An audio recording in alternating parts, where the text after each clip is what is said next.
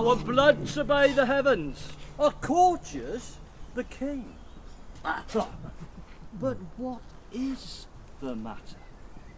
His daughter Imogen, whom he intended to marry his wife's sole son, she, a widow that late he married, hath referred herself unto a poor but worthy gentleman. She's wedded, her husband banished, she imprisoned. All is outward sorrow, but I think the king be touched at very heart, and none but the king. So is the queen, who most desired the match. But all the courtiers, although they wear their faces with the king, are glad at the thing they scowl at. Why so? He that hath lost her is a thing too bad for bad report. And he that hath her, I mean that married her and therefore banished, so fair and outward, such stuff within endows no man but he. You speak him far. What is his name and birth? His father fought against the Romans with Cymbeline, and served with great glory and admired success, so gained the surname Leonatus. He had 2 sons who in the wars of the time died with their swords in hand, for which their father such sorrow took that he quit being. And his lady, big of this gentleman, died too as he was born.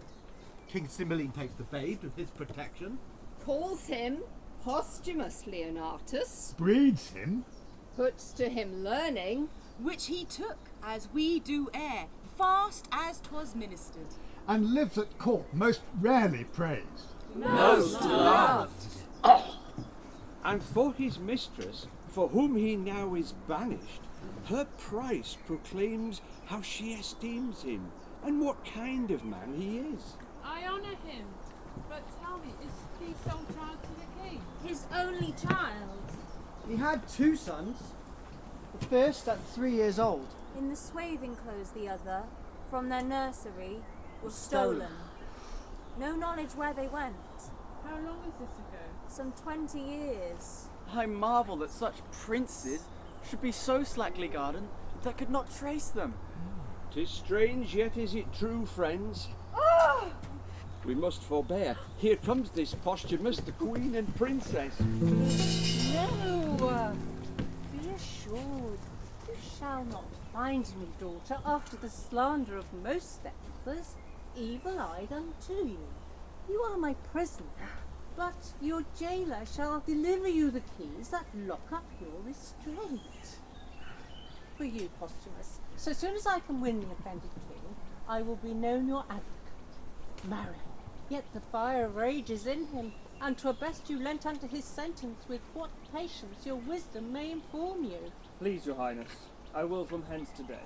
You know the peril.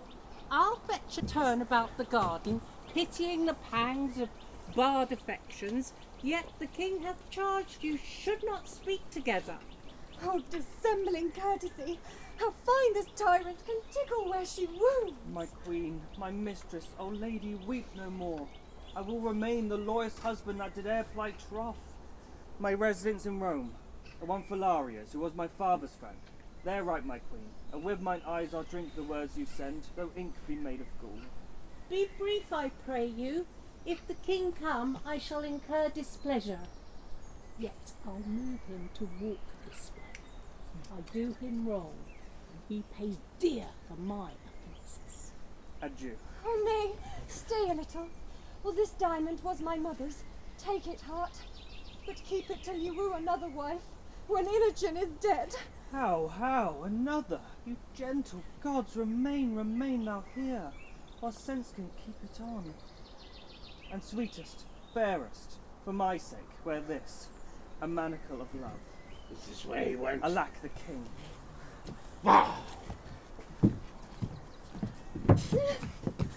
Thou basest thing, avoid! If, after this command, thou fraught the court with thy unworthiness, thou diest. Away! Thou'rt poison to my blood. The gods protect you. Ah. I'm gone. Oh, thou disloyal thing, thou heapest age on me. Past grace, obedience. Past hope and in despair. Thou mightest have had the sole son of my queen. Bless that I might not. I chose an eagle and did avoid a puttock. You chose a beggar. Wouldst have made my throne a seat of baseness, oh thou vile one. Sir, it is your fault that I have loved Posthumus. You bred him as my playfellow, and he is a man worth any woman. Overbuys me almost the sum he pays. What, art thou mad? Almost, sir, heaven restore me. Would I were a shepherd's daughter, and my Leonatus our neighbour shepherd's son. Oh, thou foolish thing. They were again together. Thou hast not done after our command. Away with her and pen her up. Beseech your patience. You must give way. Sweet sovereign, leave us to ourselves. Nay, let her languish. Die of this folly. Oh. Here is your servant. How now, sir? What news? Only that your son drew upon my master. No harm is done, I trust. Well, there may have been, but rather than my master played them for. They were parted by gentlemen at hand. Oh, I am glad. Oh, your son's my father's friend. He takes this part to draw upon an exile. Oh, brave sir. Well, why came you from your master? On his command, he wishes you to be employed. Your faithful servant. I humbly thank your highness. I pray you, walk a while. About some half hour hence, I pray you speak with me. You shall at least go see my lord aboard. But this time, leave me. I shall, madam. When did he come, the queen? Sir, I would advise you to shift a shirt. The violence of action hath made you weak. Where air comes out, air comes in. There's none abroad so wholesome as that you vent. If my shirt were bloody, then to shift it. Have I hurt him? Hurt him, his body's a thoroughfare for steel. I would they had not come between us. No, indeed, sir. Puppies. The villain would not stand me. I would they had not said till you had measured how long a fool you were upon the ground. And that she should love this fellow and refuse me. Sir, as I told you always, her beauty and her brain go not together. She's a good sign, but I've seen small reflection of her wit. She shines not upon fools, lest her reflection should hurt her. Come, out to my chamber. Would there had been some hurt done? Would it have been the fall of an ass, which is no great hurt. Come on! Pisanio, what news? What news of him? Oh, I would thou grewest unto the shores of the haven and questioned every sail. What was the last he spake to thee? It was of his queen, Then waved his handkerchief. I've kissed it too, madam. Senseless linen, happier therein than I. And for so long as he could make me distinguish him from others, he did keep the deck. With glove or hat or handkerchief, still waving, has so to express how slow his soul sailed, how swift the ship. Oh, sir, thou shouldst have made him as little as a crow, or less ere left to after eye him. So I did. Oh, I would have broke mine eye strings, cracked them, for nay, followed him till he had melted from the smallness of a gnat to air, and then turned mine eye and wept. Oh, good Pisanio, I could not take my leave of him, but had such pretty things to say. Ere I could tell him that I would think on him at certain hours, such thoughts and such. Or I could make him to swear that the sheaves of Italy should not betray mine interest nor his honour. Or ere I could give him that parting kiss which I had set betwixt two charming words. Comes in my father, and like the tyrannous breathing of the north, shake all our buds from growing. The Queen, madam, desires your highness company. Those things I bid you do, get them dispatched. I shall, madam. I will attend the Queen. Oh, yes.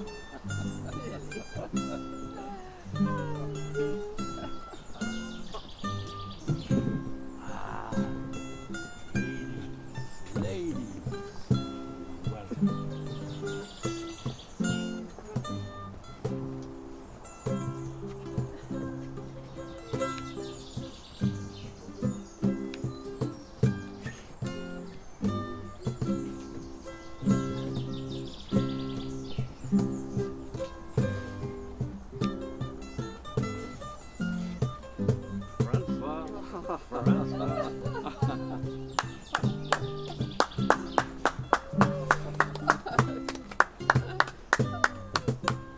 Believe it, friends, I have seen him in Britain. He was then of a crescent note expected to prove worthy, but I could then have looked on him without the help of admiration. You speak of him when he was less furnished than he is now. I have seen him in France. There were very many there could behold the sun with eyes as firm as he. This business of his marrying his king's daughter, wherein he must be weighed rather by her value than his own. And then his banishment. Aye, and this lamentable divorce. Under her colours is wonderfully to extend him. But how comes it he is to sojourn with you? How creeps acquaintance? Oh, his father was a friend of mine, to whom I have been often bound. Well, here comes the Briton. Let him be entertained amongst you, as suits a stranger of his quality. I beseech you all, be better known to this gentleman, whom I commend as a noble friend of mine. Sir, we have known together in Orleans. Since when I have been debtor to you for courtesy. Oh, sir, you o'errate my poor kindness, but I was glad I could atone my countrymen and you. It had been a pity to set to with so mortal a purpose upon so slight and trivial a matter. By your pardon, sir, I was then young in my every action to be guided by others' experiences, but upon my mended judgment, if I offend not to say it is mended, my quarrel was not altogether slight. Faith, yes, to bring it to the arbitrament of sword. Can we, with manners, ask what was the difference? Safely, I think. 'Twas rather like an argument that fell out last night, where each of us fell to praising our country mistresses. This gentleman at that time vouching his for fair, virtuous, wise, chaste, and less attemptable than any of our rarest ladies in France. Well, this lady is not now living, or this gentleman's opinion by this worn out. She holds her virtue still, and I my mind. You cannot so far prefer her or ours of Italy. Being provoked as I was in France, I would abate her nothing. Oh, so fair and so good. Something too fair and too good for any lady in Britain.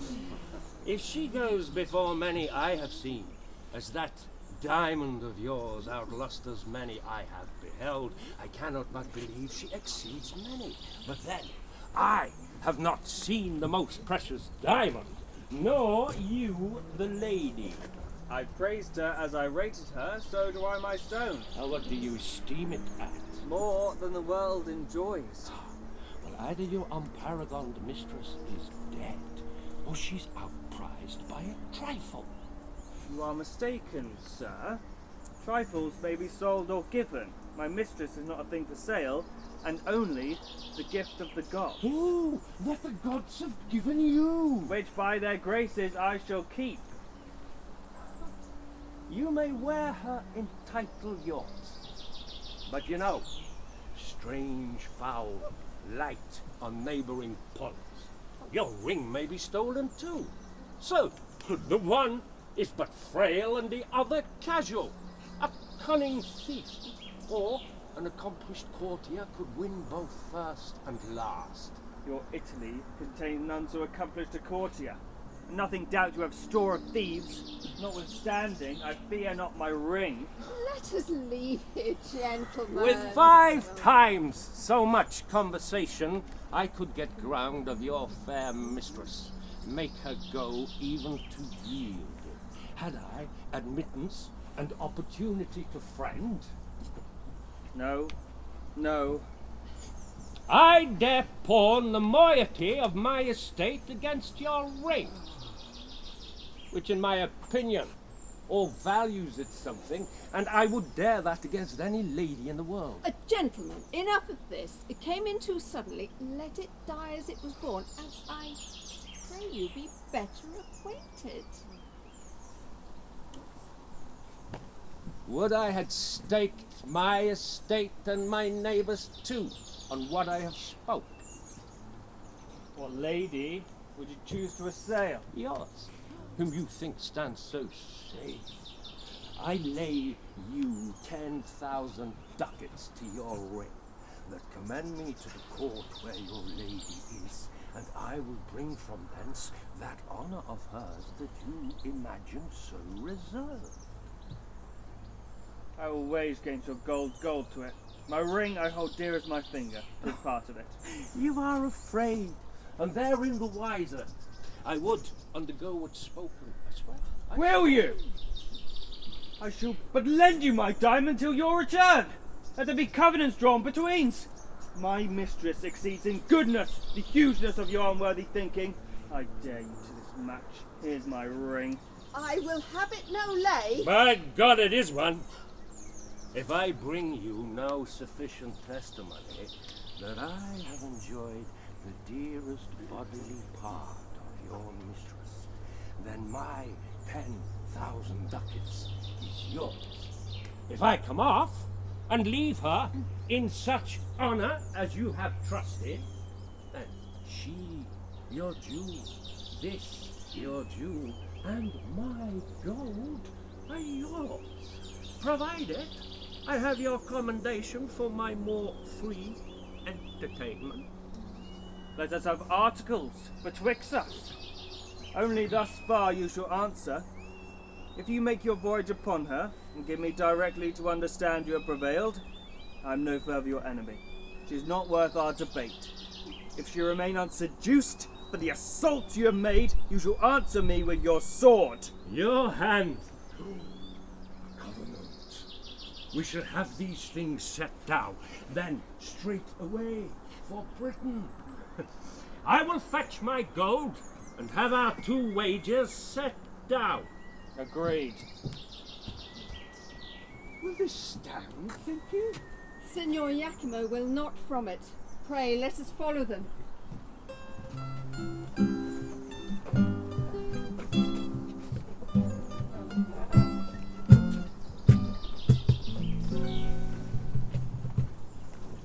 Whilst yet the dew's on ground, gather those flowers. Make haste. Who has the note of them? I, madam. Dispatch. Now, Master Doctor, have you brought those drugs? Aye, here they are, madam. But I beseech your grace, my conscience bids me ask, wherefore have you commanded of me those poisonous compounds, which are the movers of a languishing death, but though slow, deadly? I wonder, Master Doctor, thou should ask me such a question. Have I not been thy pupil long? Hast thou not learnt me how to make perfumes, distill, preserve, yea, so that our great king himself doth woo me oft for my confections? I will try the forces of these thy compounds on such creatures as we think not worth the hanging, but none human, to try the vigour of them, and by them gather their several virtues and effects. Your highness shall from this practice, but make hard your heart. Besides, the seeing these effects, 'twill be both noisome and infectious. Oh, content. Here comes a flattering rascal. Upon him will I first work. He's for his master, an enemy to my son. How now, Pisanio? Doctor, your service for this time is ended. Go your own way. I do suspect you, madam, but you shall do no harm. I do not like her. She does think she has strange lingering poisons. I do know her spirit, and will not trust one of her malice with a drug of such damned nature. Though she will stupefy and dull the sense a while, which first, perchance, she'll prove on cats and dogs, but afterwards up higher. But there is no danger in what show of death it makes, mere locking up the spirits for a time, to be more fresh, reviving. She is fooled, and I the truer, so to be false with her. No further service, Doctor, until I send. I humbly take my leave.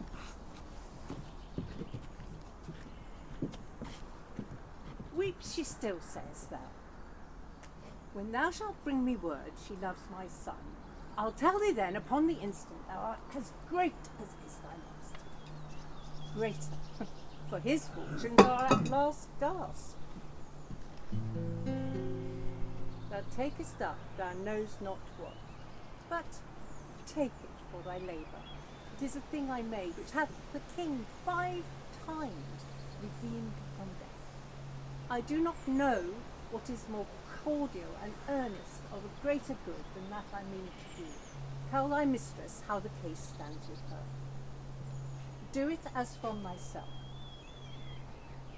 Think what a chance thou hast to bruit my son, who shall take notice of thee. I'll move the king to any shape of thy preferment, and myself am bound to load thy merit richly. Call my women. Think on my words.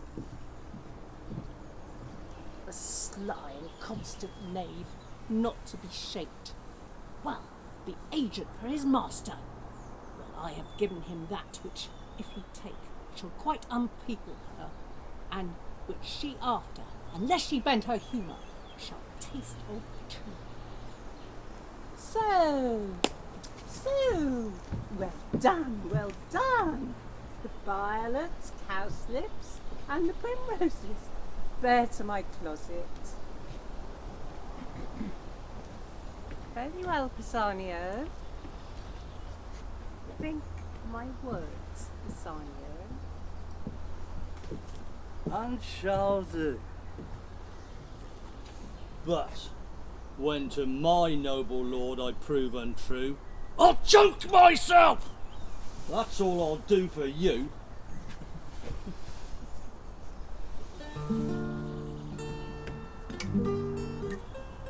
A father cruel and a stepdame false, a foolish suitor to a wedded lady that hath her husband banished.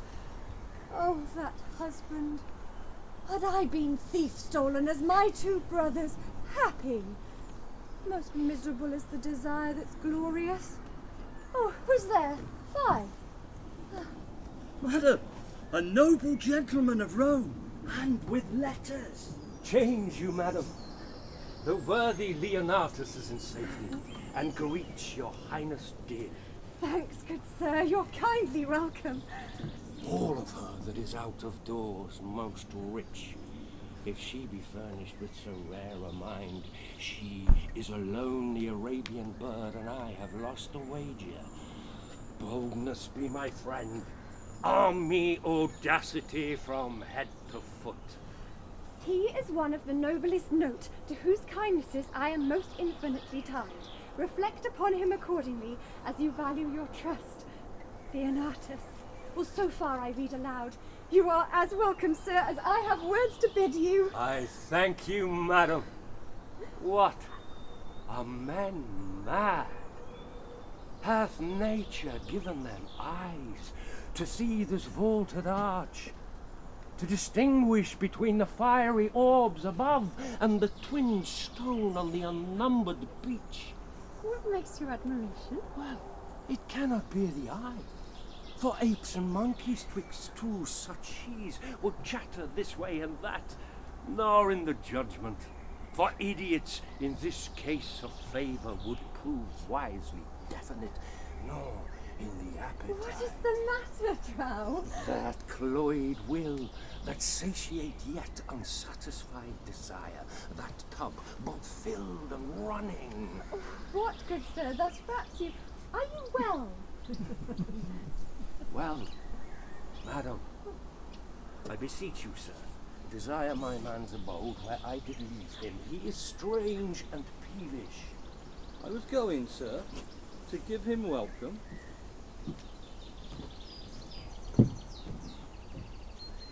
Continues well, my lord? His health? Well, madam.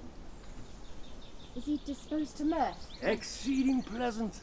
None a stranger there so merry or so gamesome. He is called the Britain Reveller. When he was here, he did incline to sadness. Oh, I never saw him sad. There is a Frenchman there, it seems, much loves a Gallian girl at home. he furnaces the thick sighs from him, whilst the merry Briton, your lord I mean, laughs from his free lungs, cries, "Oh, can my sides hold that man, who knows what woman is, nay, what she cannot choose but must be, will his free hours languish for assured bond?" Will my lord say so? Aye, madam, with his eyes in flood with laughter. But heaven knows, some men are much to blame. Not he, I hope. Oh, not he. No, whilst I wonder, I am bound to pity two. What do you pity? Two creatures, heartily. Am I one, sir? You look on me. Do I deserve your pity? What? To shut me from the radiant sun and solace of the dungeon with a snuff. Pray, deliver with more openness your answers. Why do you pity me? That others do enjoy. It is not for mine to say, just for the gods to vent. You seem to know of something that concerns me, since doubting oft hurts more than to be sure discover what it is. Had I this cheek to bathe my lips upon, this hand whose touch would force the fearless soul to loyalty, this sight takes prisoner my wild eye, fixing it only here. Should I, damned then, slaver with common lips, peak in an eye base and unlustrous as the smoky light that's fed with stinking tallow? Why, 'twere fit that all the plagues of hell should at one time encounter such revolt. My lord, I fear has forgotten Britain. Let me hear no more. Oh, my dearest soul, your cause has struck my heart. A lady so fair and fastened to an emperor, to be partnered with tomboys hired by your own coffers with such boiled stuff as well might poison. Oh, revenge it, or you revolt against your great stock. Revenged? How should I be revenged if this be true? Revenged? Had he made me live like Dian's priest betwixt cold sheets, whilst he is vaulting variable wamps at your despite upon your purse? Oh, revenge it. I dedicate myself to your sweet pleasure, more noble than that renegade to your bed, and will continue fast in your affections, still close as sure. What ho, Pisanio? Let me my service tender on your lips. No, away! I do condemn mine ears for having listened so long, as base as strange. Thou wrong'st a man who is by far from thy reporters. Thou art from honour, and I do disdain thee and the devil alike.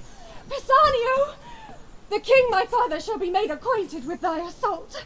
What ho, Pisanio! Oh, happy Leonatus, I may say, the credit that thy lady hath in thee deserves thy trust.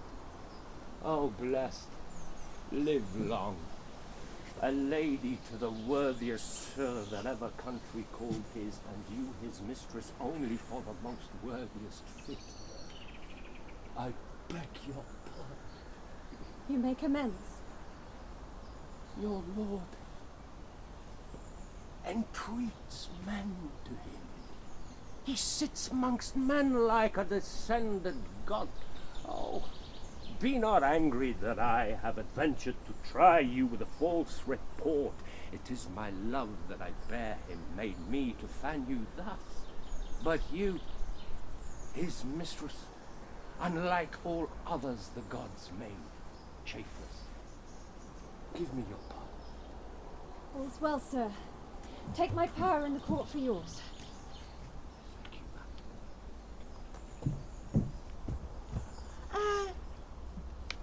I had almost forgotten to entreat your highness in a small request.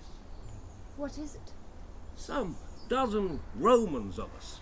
And your lord, the finest feather of our wing, have mingled sums to buy a present for the emperor, which I have done in France. It is plate, rich jewels. I am somewhat curious to have them in safe storage. I beg your ladyship to take them into her protection. Willingly. Since my lord hath interest in them, I shall keep them in my bedchamber. They are in a trunk. I will make bold to send for this night only. I must aboard tomorrow.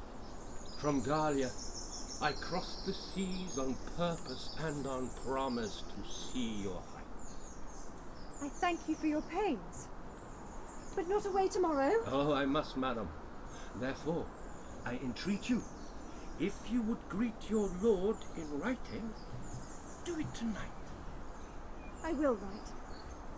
Send your trunk to me, it shall safe be kept, and truly yielded you. You're very welcome. Was there ever a man had such luck? To be hit away, I had £100 on it. And then a whoreson jackanapes must take me up for swearing. What got he by that? You broke his pate with your bow. Whoreson, you dog. I give him satisfaction.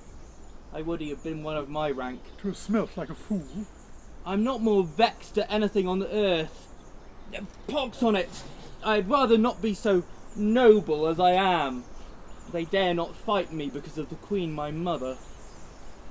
Every jack slave hath his belly full of fighting, and I must go up and down like a cock that nobody can match. Your cock and capon too. Sayest thou? It's not fit your lordship should take on every companion that gives offence to. Why, no, I know that, but it is a fit that I commit offence to my inferiors. It's fit for your lordship only. Why, so I say! Did you hear of a stranger that's come to court tonight? A stranger, and I don't know on it. He's a strange fellow himself, and he knows it not.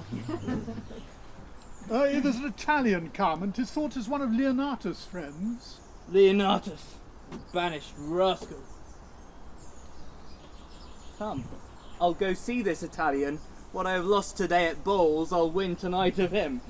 Come, go. I'll attend your lordship. That such a crafty devil as his mother should yield the world this ass.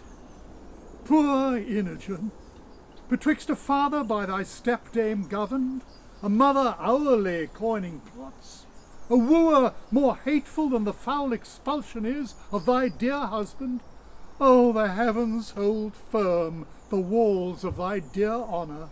Keep unshaked that temple, thy fair mind, that thou mayst stand to enjoy thy banished lord and this great land.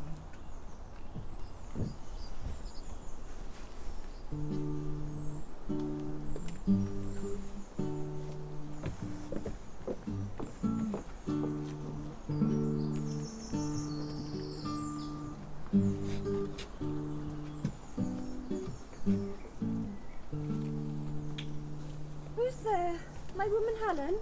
Oh, please you, madam. What hour is it? Almost midnight, madam. Then I have read 3 hours already. Fall down the leaf. To bed. Oh, take not away the taper, leave it burning. And if thou canst awake by 4 o'clock, I prithee, call me. Sleep hath seized me wholly. To your protection I commend me, gods, from fairies and the tempters of the night. Guard me, beseech ye.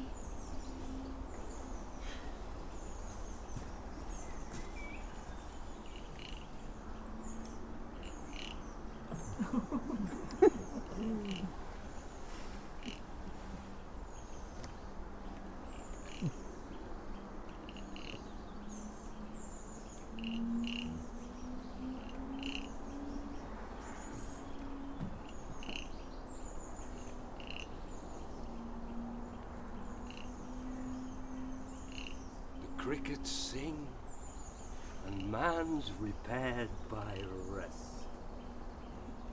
How bravely thou becomest thy bed, fresh lily and whiter than the sheets. But I could touch kiss. One kiss.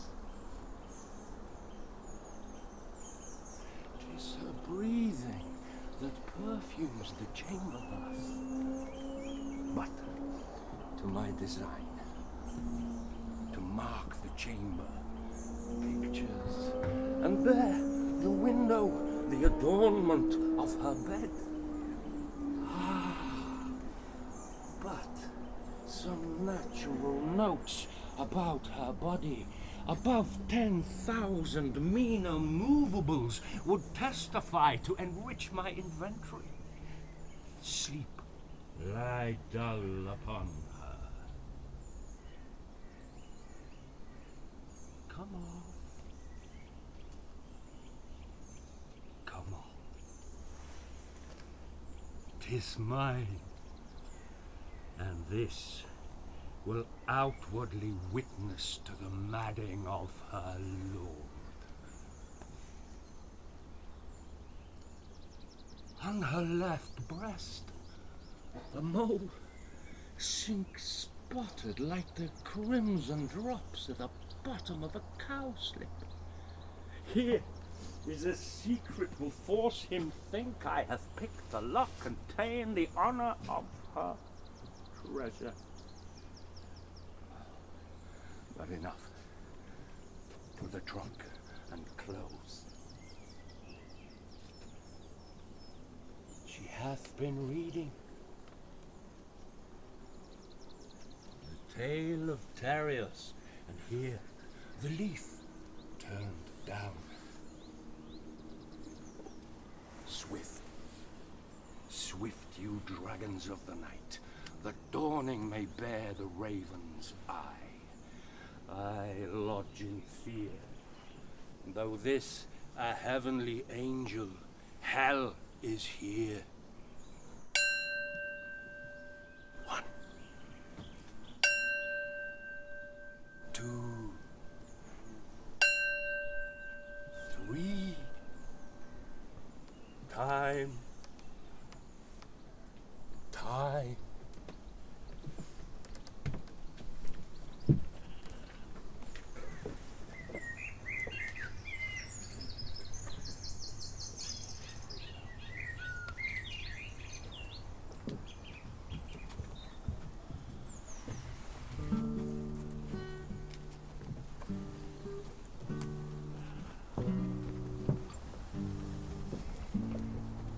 Your lordship is most patient in loss, the coldest that ever threw ace. It would make any man cold to lose. But not every man patient after the noble temper of your lordship, and you're most hot and furious when you win. Winning would put any man into courage. I would I could get this foolish Imogen, then I should have gold enough. It's almost morning, is it not? Day, my lord. I would this music would come. I'm advised to give her music o' mornings. They say it will penetrate. Come, tune. If you can penetrate her with your fingerings so. We'll try with tongue too. If none will do, then let her remain. But I'll never give her. Come. A wonderful sweet air with admirable rich words to it. Then let her consider.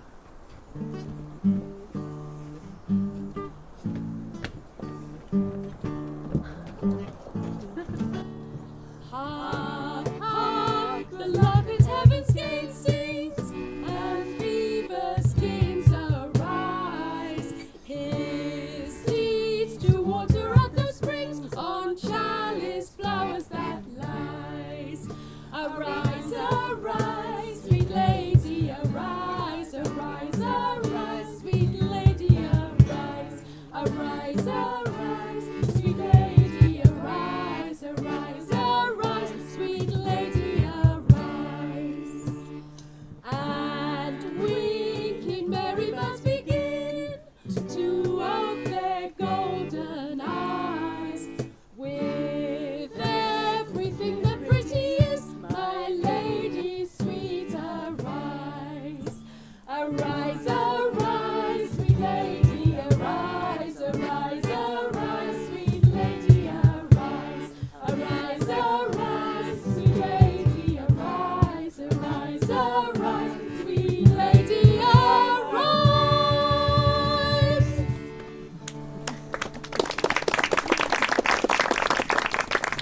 will penetrate, I will consider your music the better.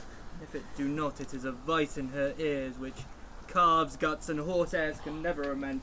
So, get you gone. Here comes the king. Glad I was up so late, for that's the reason I'm up so early. He cannot choose but take this service I have done fatherly. Good morrow to your majesty, and my gracious mother. Attend you here, the door of our stern daughter? Will she not forth? I have assailed her with music, but she vouchsafes no notice. The exile of her minion is too new. Some more time, and then she's yours.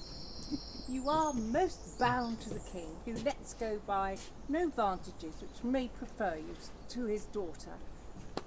Frame yourself, increase your services, in all things obey her, except when command to dismission tends, and therein you are senseless. Senseless? Not so. So like you, sir, ambassadors from Rome, they're led by Caius Lucius? We must receive him according to the honour of his sender. A worthy fellow, albeit he comes on angry purpose now. But that's no fault of his. Dear son, when you have spoken with your mistress, attend the Queen and us. We have need to employ you towards this Roman. Come, our Queen.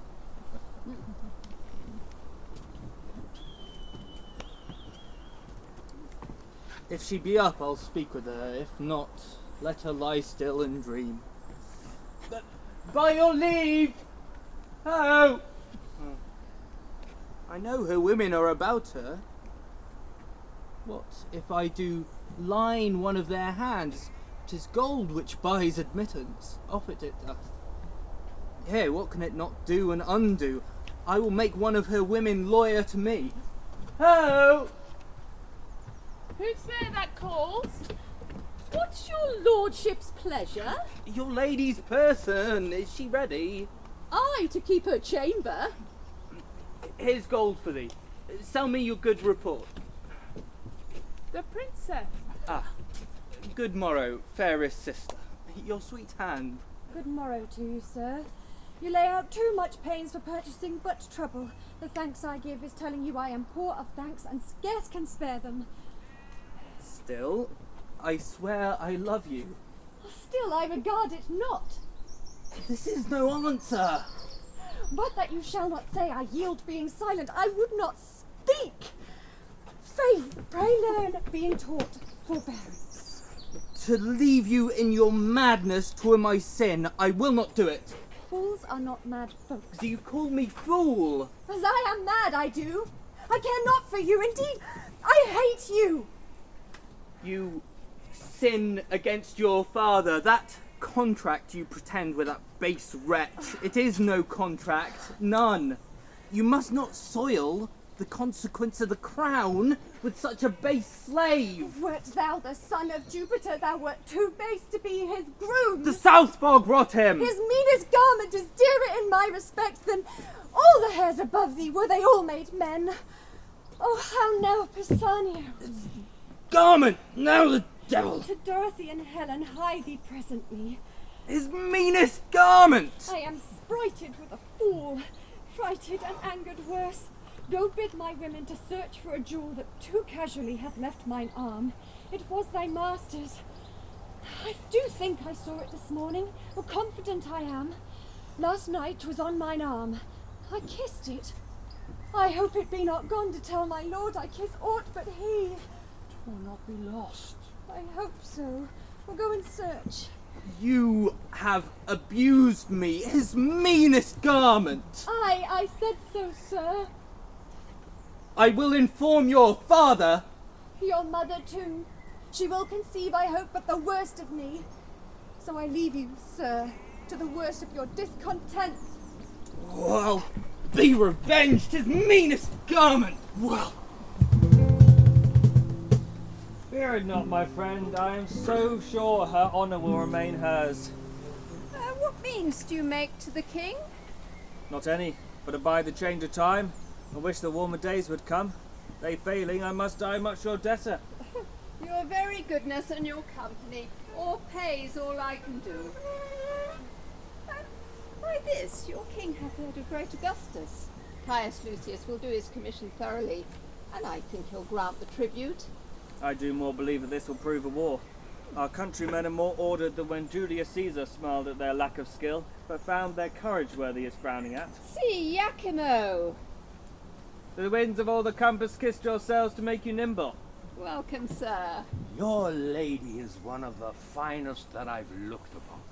And there with all the rest. Here are letters for you. Lieutenant good, I trust? 'Tis very like, 'tis very like. Was Caius Lucius at the Britain court when you were there? He was expected, but not that yen approach. All is well yet. Sparkles this stone as it was wont. If I had lost it, I would have lost the weight of it in gold. I'd make a journey twice as far to enjoy another night of such sweet shortness as was mine in Britain, for the ring is won. Stones too hard to come by. Not a whit, your lady being so easy. Make not, sir, your loss your sport. I hope you know we must not continue friends. But we must, sir, if you keep covenant. For I now profess myself the winner of her honour and your ring, and not the wronger of her or you, having proceeded by both your permissions.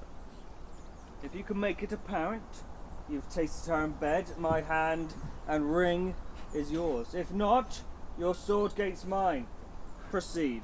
Sir, first, the bedchamber, where I confess I slept not, but profess I had that was well worth watching, is hanged with tapestries of silk and silver. The story, proud Cleopatra, when she met her Roman. Oh, so bravely done, so rich, so rare. This is true, and this you might have heard of here by me or by some other. Sir, the chimney is south the chamber, and the chimney piece brave Diane bathing. The roof of the chamber with golden cherubims is fretted. Oh, and 2 winking cupids of silver, each on 1 foot. Let it be granted you have seen all this. The description of her chamber nothing saves the wager you have laid. Then, if you can, be pale. I beg but leave to air this jewel. It must be joined with your ring. I'll keep them. Jove! Is that which I left with her? Sir, I thank her that. She stripped it from her arm. I see her yet. She gave it me and said, I prized it once. Maybe she plucked it off to send to me. Oh, does she write so to you, does she? Oh, no, 'tis true. Here, take this too. 'Tis a basilisk under mine eye. Kills me to look on it. Oh, above measure false. Oh, have patience, sir, and take your ring again. It may be probable she lost it. Or who knows if one of her women, being corrupted, hath stolen it from her. Very true. And so I hope he came by it. Back of my ring. Render me some corporal sign about her more evident than this, for this was stolen. By Jupiter, I had it from her arm. Hark you, he swears! By Jupiter, he swears! 'Tis true. Nay. Keep the ring. 'Tis true. I'm sure. She would not lose it. Her attendants were all sworn and honourable. They induced to steal it? And by a stranger? No. You have enjoyed her. There. Take thy hire. And all the fiends of hell divide themselves between you. Oh, have patience, sir. She hath been courted by him.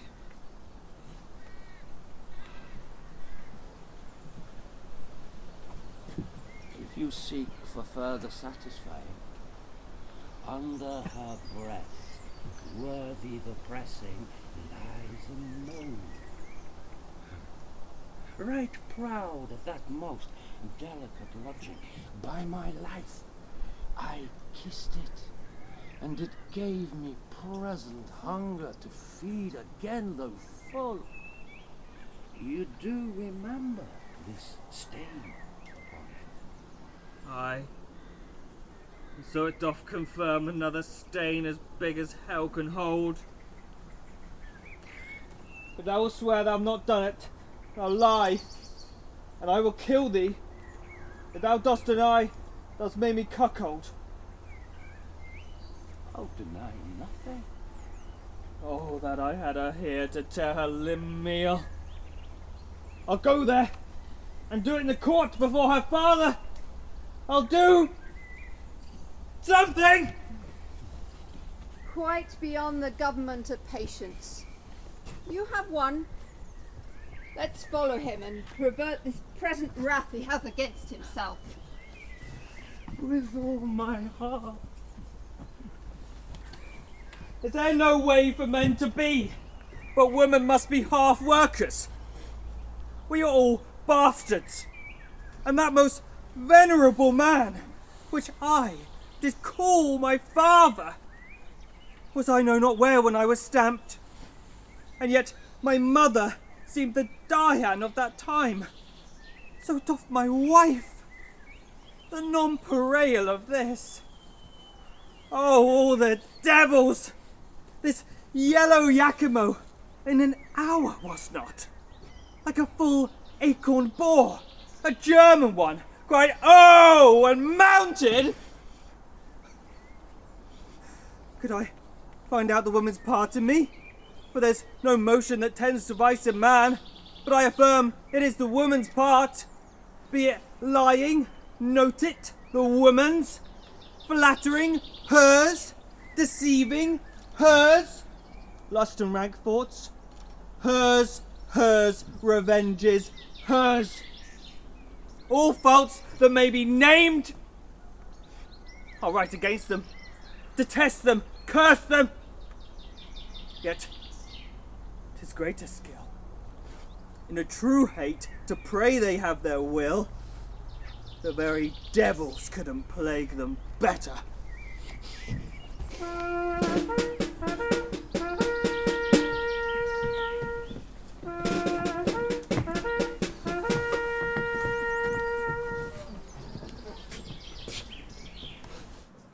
Now say, what would Augustus Caesar with us?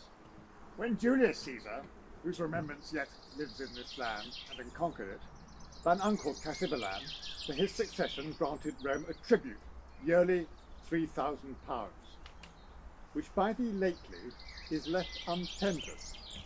And shall be so ever. There be many Caesars. Britain is a world by itself, and we will nothing pay for the wearing of our own noses. Remember, sir, my liege, the kings your ancestors, together with the natural bravery of your isle, with rocks unscalable and roaring waters, with sands which will not bear your enemies' boats, but suck them up to the topmast. A kind of conquest Caesar made here, but then with shame was carried from off our coast, twice beaten, and his shipping, poor ignorant baubles, upon terrible seas, like eggshells moved against their surges, cracked as easily against those rocks, and the famed Cymbeline made Bloodstown with rejoicing fires bright, and Britons strut with courage.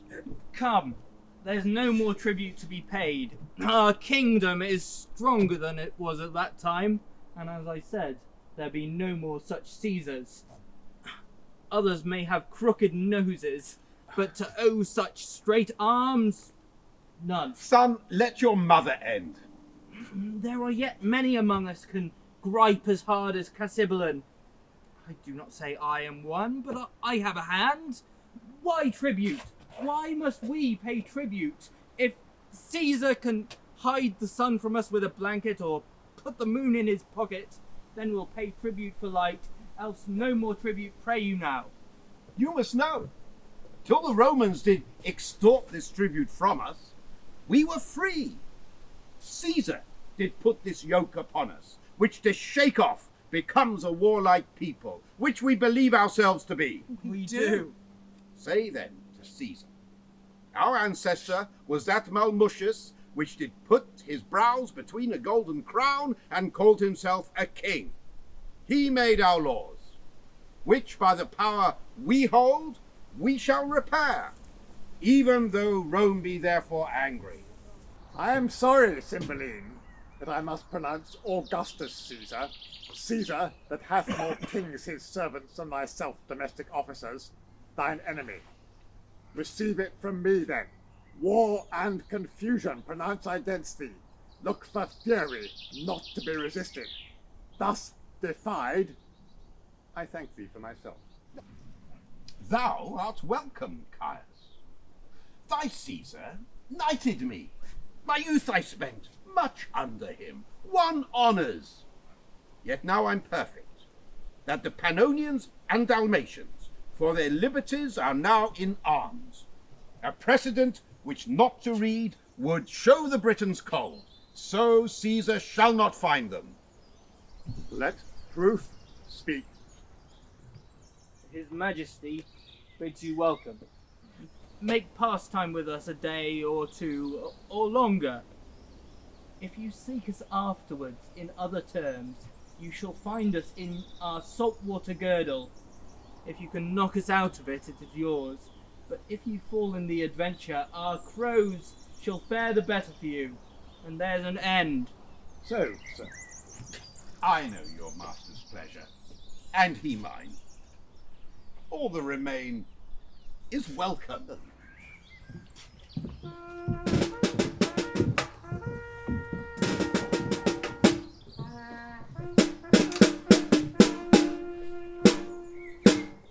How? Of adultery? What monster's her accuser?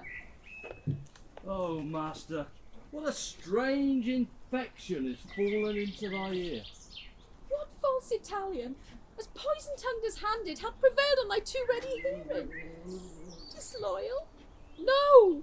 She's punished for her truth. Oh, my dear master, thy mind to her is now as low as were thy fortunes. How? That I should murder her? Upon the love and truth and vows that I have made to thy command? I, her bloods! Oh, if it be so to do good service, let me not be counted serviceable. Do it. The letter I have sent her shall give thee opportunity. Oh, damn thee paper! As black as the ink that's on thee! No, here she comes. I am ignorant in all that I am commanded. How now, Helen? Oh, how now, Bassanio? Madam! A letter from my lord. Who? Thy lord? Well, that is my lord Leonatus. Oh, let what is contained here relish of love, of my lord's health, of his content. Yet not that we two are asunder, let that grieve him. Good wax, thy leave. Blessed bees. Now, good news, gods. O dearest of creatures, take notice that I am in Cambria, at Milford Haven. What your own will out of this advise you follow. He wishes you all happiness that remains loyal to his vow, and your increasing in love, Leonatus Posthumus. Oh, for a horse with wings! Oh, hearest thou, Helen, Bassanio, he is at Milford Haven. Read, and tell me how far 'tis thither. For if one of meaner flares may plod it in a week, why may I not glide thither in a day? Oh, well, say how far it is to this same blessed Milford. And by the way, tell me how Wales was made so happy as to inherit such a haven. But this is foolery. How may we steal from hence? Why, prithee, speak. How many score of miles may we well ride twixt hour and hour? 1 score, twixt sun and sun, madam. There's enough for you, and too much too. Why, one who roads to execution, man, would never go so slow. Oh. But first, go feign a sickness, say you must go home, and find me presently a riding suit to fit a working housewife. Madam, consider, I see before me, Helen, nor hear, nor what ensues, but have a fog in them that I cannot look through. Prithee, away, do as I bid thee. There's no more to say. Accessible is none but Milford way.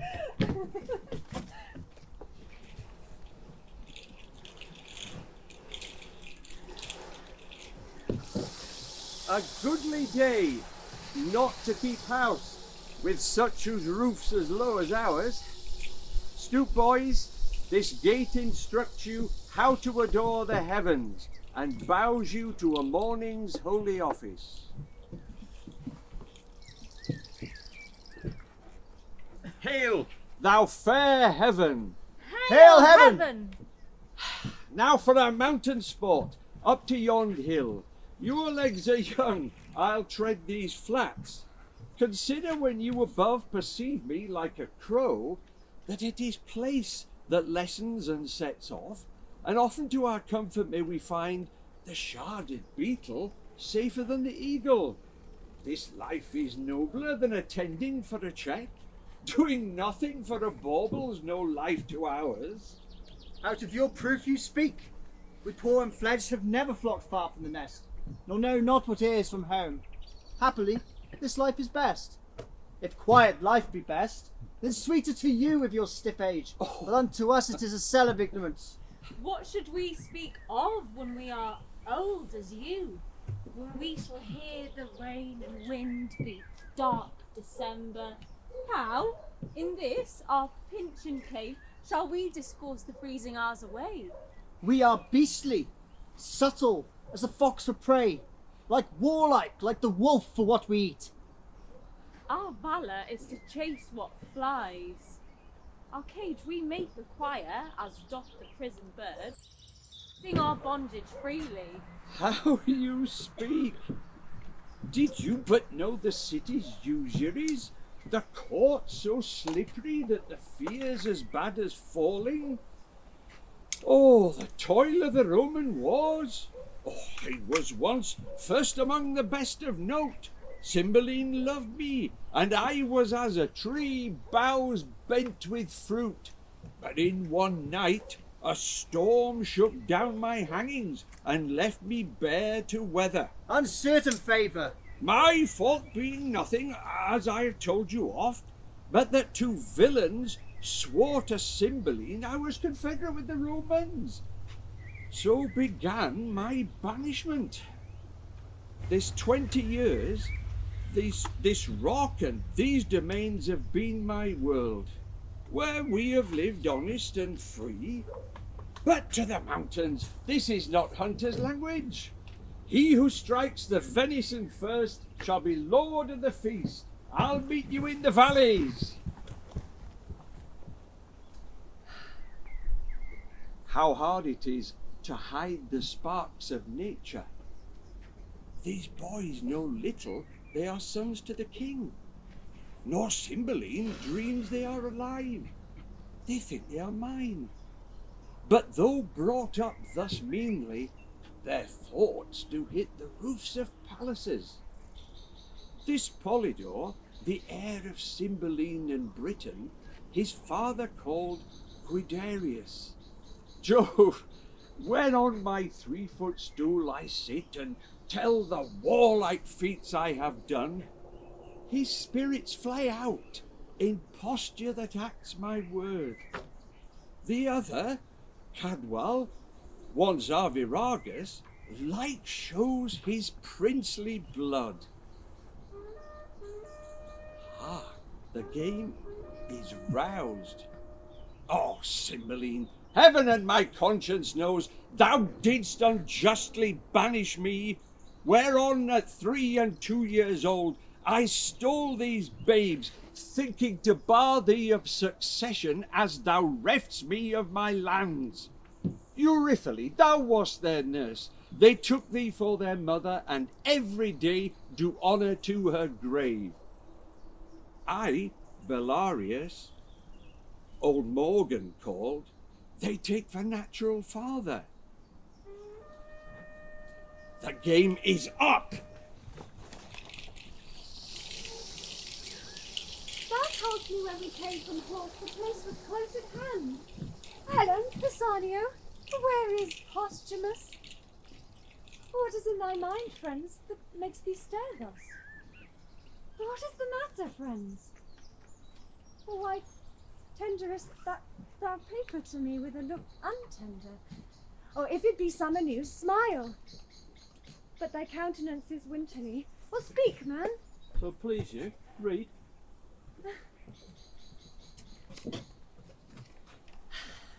Thy mistress, Bassanio, hath played the strumpet in my bed. The proof's as strong as my grief, and as certain as I expect my revenge. That part thou must act for me, if thy faith be not tainted with the breach of hers. Let thine own hands take away her life. I shall give thee opportunity at Milford Haven. So I need to draw a sword? That paper hath cut her throat already. No! 'Tis slander! Whose edge is sharper than the sword, whose breath rides on the posting winds and doth belie all corners of the world. What cheer, madam? False to his bed? Or what is it to be false? To lie and watch with him? To weep twixt clock, and when sleep do come, to cry myself awake? Well, that's false to his bed, is it? Alas, good lady. Aye, false. Or some jay of Italy hath betrayed him. For I am stale, a garment out of fashion, and must be ripped to pieces with me. Oh, men's vows are women's traitors. Good madam, hear me. Oh, goodly and gallant shall be false and perjured by Posthumus, great fool. Oh, come on, be honest, do thy master's bidding. Oh, here's my heart, prithee dispatch. The lamb entreats the butcher. Madam, since I received command, I have not slept 1 wink. Do it, and to bed then. He'll wake his eyeballs blind first. Wherefore then didst undertake it? Why have we abused so many miles with a pretence this place, mine action and thine own, the time inviting thee? But to win time, we have considered of a course. Good madam, hear me. I have heard I am a strumpet, no wound to bottom that. But speak. Then, madam, we thought you would not back again. Most like, bringing me here to kill me. Not so neither. It cannot be that my master is abused. Some villain singular in his art have done this. Some Roman courtesan? No, on my life. We'll give but notice you are dead, and send him some bloody sign of it. So 'tis commanded. You shall be missed at court. Absence confirms it. Why, friends, what shall I do? Where bide? How live? Oh, and in my life what comfort? Debt to my husband. If you're back to the court... Oh, no court, no father, no more ado with that harsh, noble, simple nothing, that Cloten's love suit. Or if not at court, then not in Britain must you bide. Where then? Hath Britain all the sun that shines, day, night, are they not but in Britain? When the world's volume, Britain seems of it, not in it. In the great pool a swan's nest. Oh, prithee think, there's livers out of Britain. Madam, I am glad that you think of other place. The ambassador, Lucius, the Roman, comes to Milford Haven tomorrow. Now, if you could walk a course, pretty and full of view, yea, haply near the residence of Posthumus. Oh, for such means I would adventure. Then here's the point. You must forget to be a woman. Change command into obedience, fear and niceness into a waggish courage, quick answered, saucy, and as quarrelsome as the weasel. Nay, you must forget that rarest treasure of your cheek, exposing it to the greedy touch of the sun, and forget your dainty trims. Nay, come, be brief. I see into thy end, and am almost a man already. Well then, we'll make you like one. For thinking this, we have already fit. Here is all you need. Would you, for noble Lucius, present yourself, desire his service?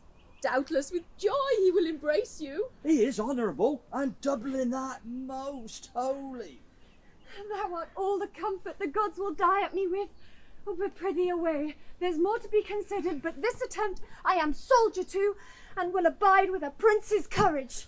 We must take short farewells, lest being missed we be suspected of your carriage from the court. Madam, here is a pouch. I had it from the Queen. What's in it is precious. If you are sick at sea or stomach qualmed of land, a dram of this would drive away distemper. To some shade, and fit you to your manhood. Oh, the gods direct you to the best. Amen. I thank thee.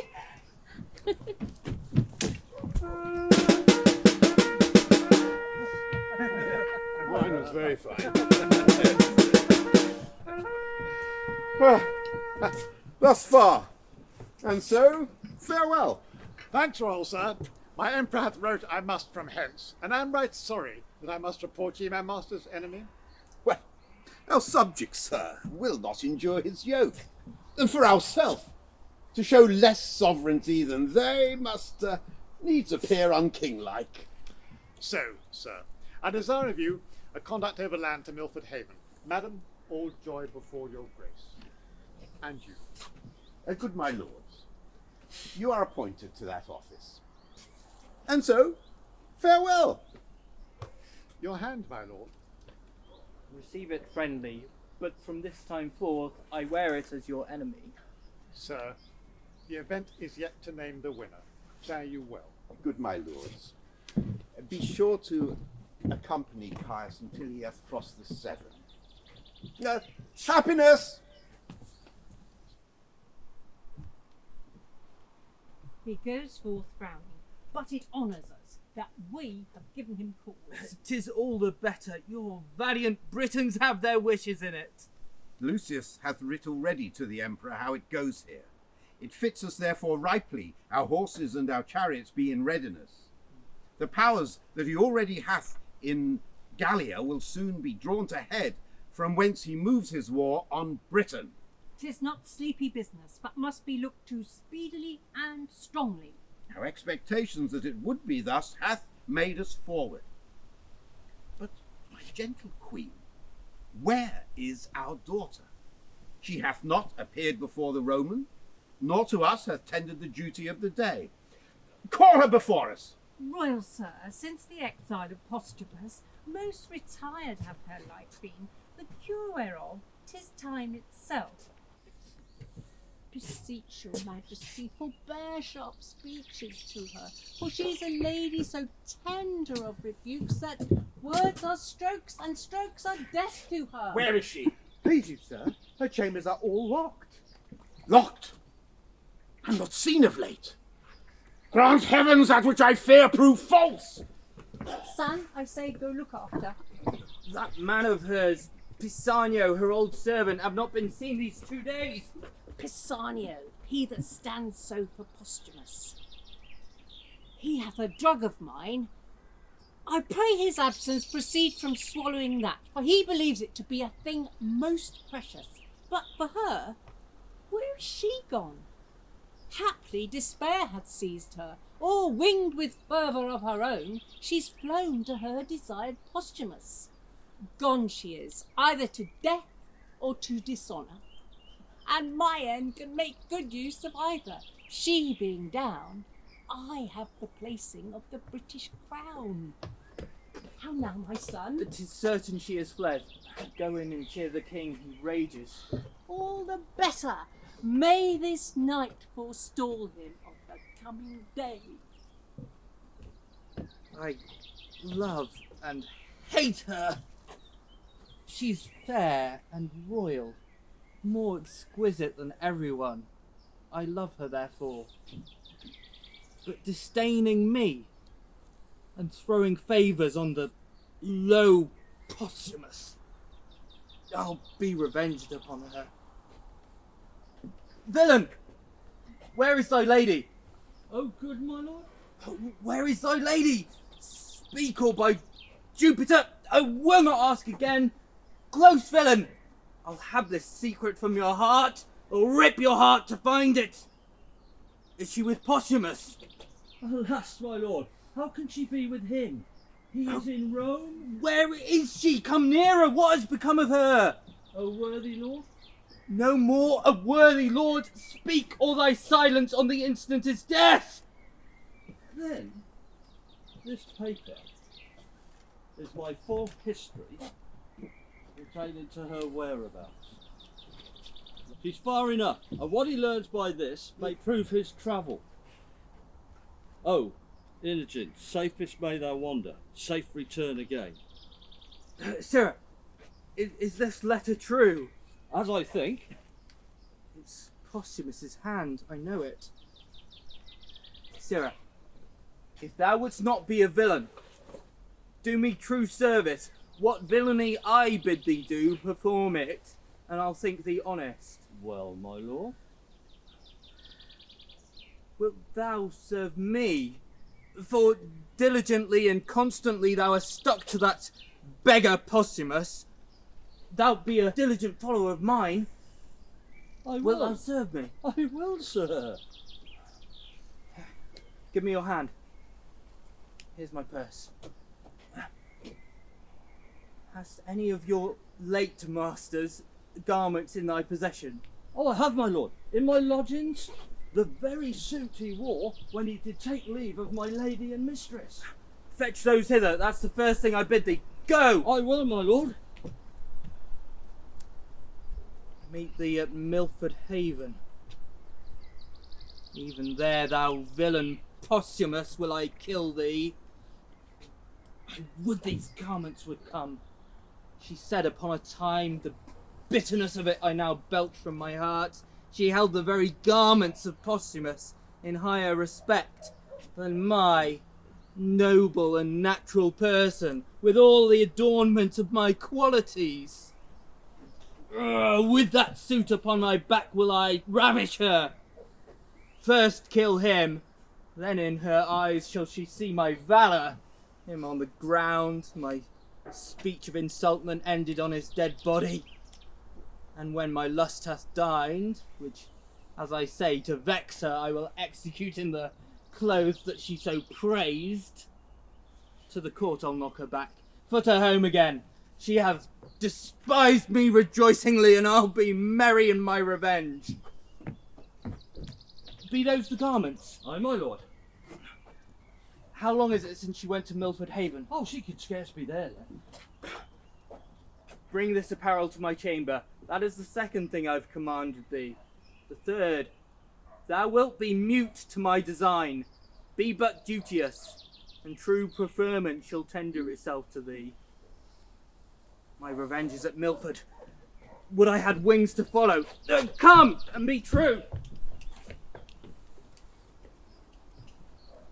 Thou bidst me to thy loss. For true to you would be false, and I will never be false to him that is most true. To Milford go, and find not her whom thou pursuest. Flow, flow you heavenly blessings on her. Let this full speed be crossed with slowness. Labour be his meed. Oh, mead. Ale. Infused water. Refreshment. Methinks it's time for an interval. I will be back in 20 minutes to knit up this tale.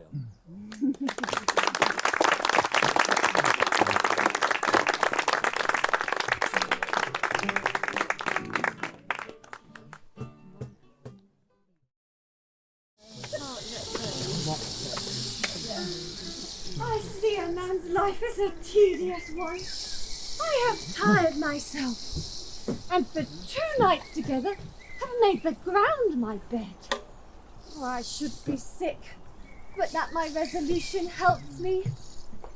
Milford, when from the mountain top Pisanio showed thee thou wast within a ken, Oh, 2 beggars told me I could not miss my way.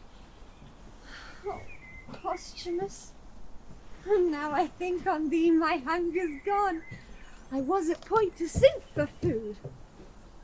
But what is this? Oh, there is a path to it. 'Tis some savage hold. Oh, I were best not to call. I dare not call. For yet famine, it clear overthrown nature makes it valiant. Plenty and peace breeds cowards. Oh! Who's there? If anything the civil speak. No answer. Oh, then I'll enter. Best draw my sword first. And if my enemy fears the sword like me, he'll scarce look on it. Such a foe. Good heavens!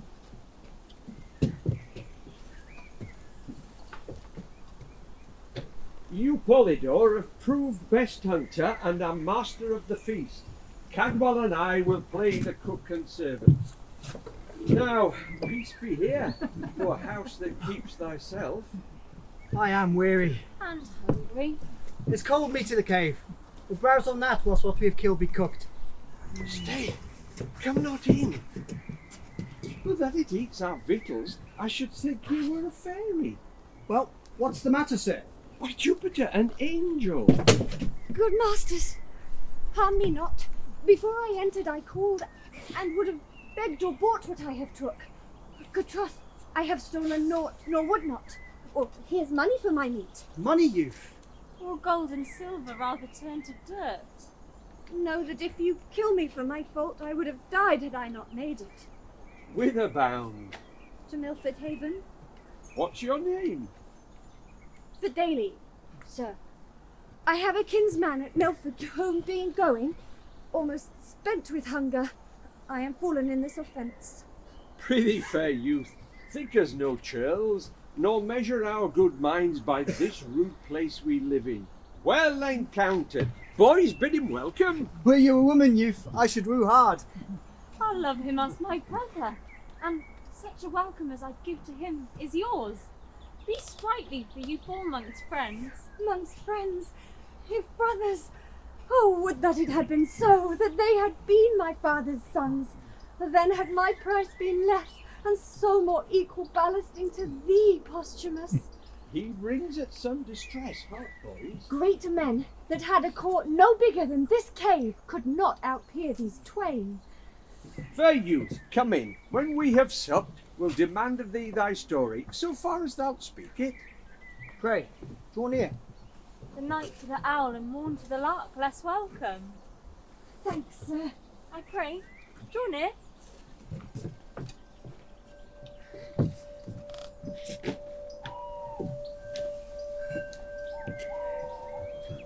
I'm near to the place where they would meet, if Pisanio have mapped it truly.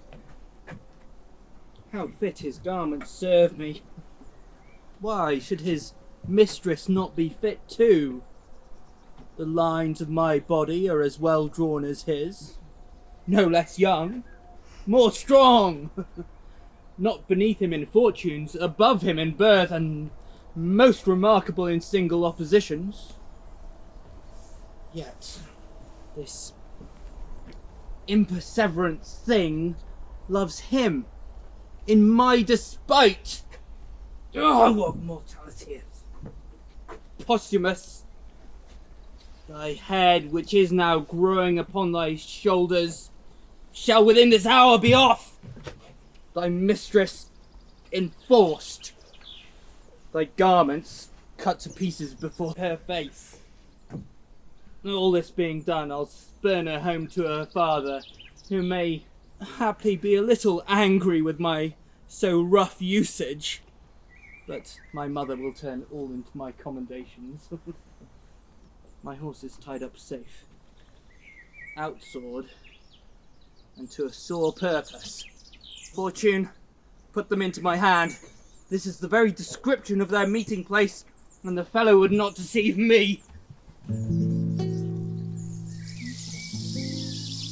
You are not well. Remain here in the cave. We'll come to you after hunting. Brother, stay here. Are we not brothers? So man and man should be. I am very sick. I'll abide with him. I am so sick I am not well. So please, leave me, stick to your journal cause. I am ill, but your being by me cannot amend me. Society is no comfort to one not sociable. I am not very sick, since I can reason of it. But I love thee as much as I do love my father. What? How? How? If it be sin to say so, I yoke me in my good brother's fault. I know not why I love this youth, and I have heard you say love's reasons without reason. The hearse at door and who should die? I'd say my father. Oh, noble strain, oh worthiness of nature, breed of greatness. Cowards father cowards, and base things sire base.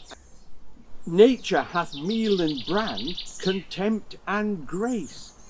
I am not their father, yet who this should be doth miracle itself. Love before me. 'Tis the 9th hour of the morn. Brother, farewell. I wish ye sport. You health. So please you, sir. These are kind creatures. Gods, what lies I have heard. Our courtiers say all savage but at court. Experience thou disprovest report.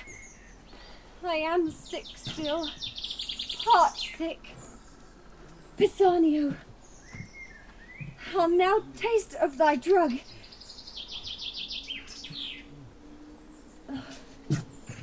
We'll leave you for this time. Go in and rest. You'll not be long away.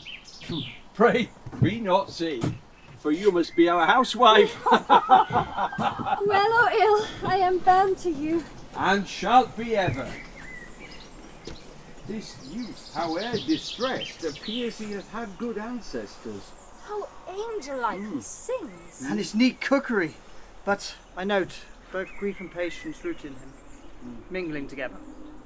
Grow patience, and let the stinking elder grief untwine his perishing root with the increasing vine. Well, 'tis great morning. Come away. Who's there? I cannot find those runagates. The villain hath mocked me. I am faint. Those renegades? Means he not us? I partly know him. 'Tis Cloten, the son of the Queen. I fear some ambush. I've seen him not these many years, yet I know 'tis he. We are taken for outlaws, hence. He's but one. You, my brothers, go seek what companies are abroad. Pray you, away. Let me alone with him. Soft. What are you that fly me thus? Some villain mountaineers. I have heard of such. What slave? What robber? Yield thee, thief! To who? To thee. What art thou? Have I not an arm as big as thine? A heart as big? Why should I yield to thee? Thou, injurious thief! Hear but my name and tremble! What's thy name? Cloten, thou villain! Cloten? Thou double villain be thy name. Were it snake, toad, spider, would move me sooner. Art not afeard? Those that I reverence, those I fear. Fools I laugh, not fear them. Die the death! When I have slain thee with my proper hand, I'll follow those that even now fled hence. And on the gates of Ludstown set your heads! Yield!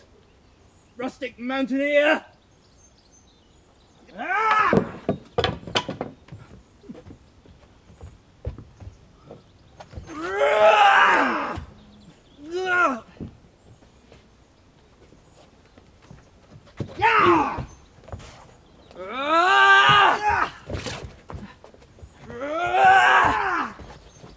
Cloten! The villain! Yield! Yield!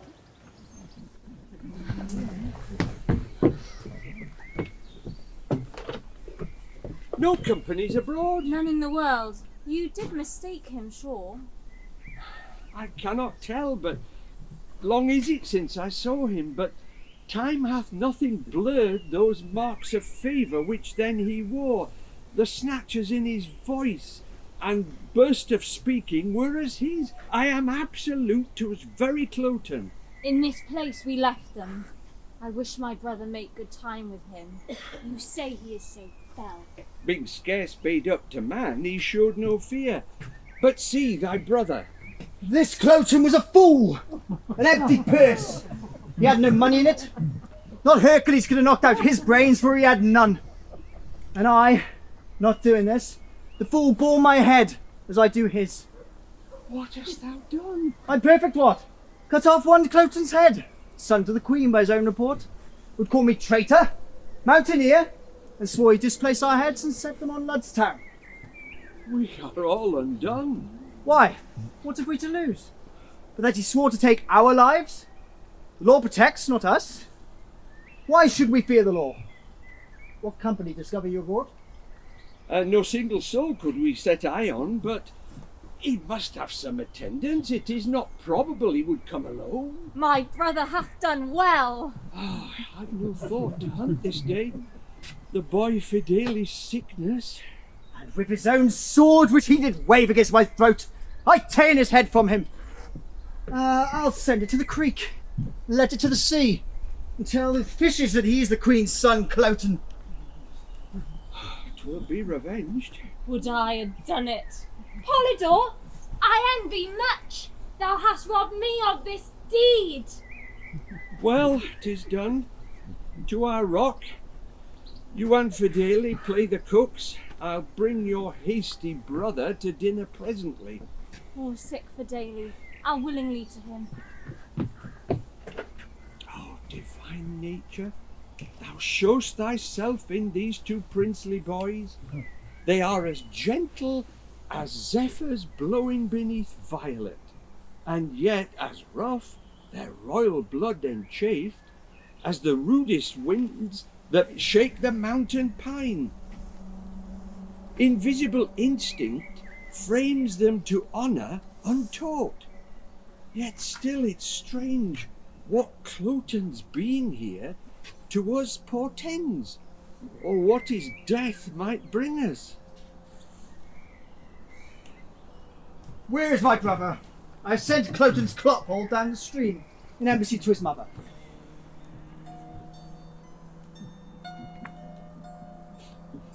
Hark, my ingenious instrument. Hark, Polydor, it sounds. But what occasion of Cadwell now to give it motion? Hark. Since death of our dearest mother. Did not speak before. Is Cadwell mad?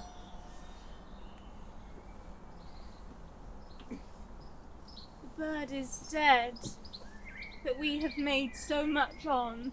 Oh, rarest life, how found you him? Stark, as you see, smiling as some fly had tickled slumber, his cheek on a cushion. I thought he slept. He but sleeps.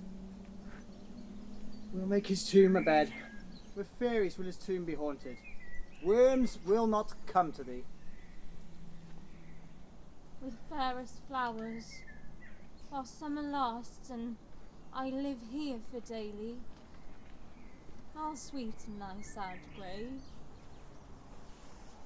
Thou shalt not lock the flower that's like thy face, pale primrose, nor the azur'd harebell like thy veins, nor the leaf of eglantine, whom, not to slander, outsweeten not thy breath. The ruddock would with charitable bill bring thee all this. Yea, and furred moss besides when flowers are known, to win to ground thy course. Come, lay him down.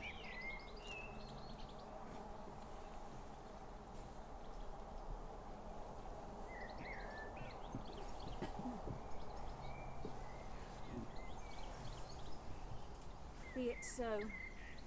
and let us Polydor sing him to the ground. Cattle I cannot sing. I'll word it with thee. Great griefs I see medicine the less, for Cloten is quite forgot. He was a queen's son, boys, and though he came our enemy, remember he was paid for that. Our foe was princely, and though you took his life as being our foe, yet bury him as a prince. Pray you, fetch him hither. You'll go fetch him, we'll say our song the whilst. Brother, begin. Fear no more the heat of the sun, nor furious winter's rages. Thou thy worldly task hast done.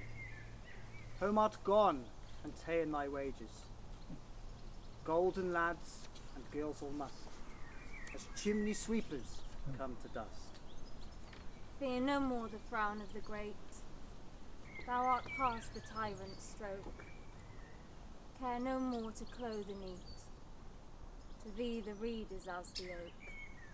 The sceptre, learning, physic must all follow this and come to dust.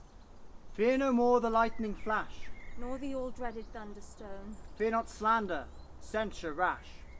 Thou hast finished joy and moan. All lovers young, all lovers must consign to thee and come to dust. No exerciser harm thee, Nor no witchcraft charm thee. ghost unlaid forbear thee. Nothing ill come near thee. Quiet consummation have, and renowned be thy grave.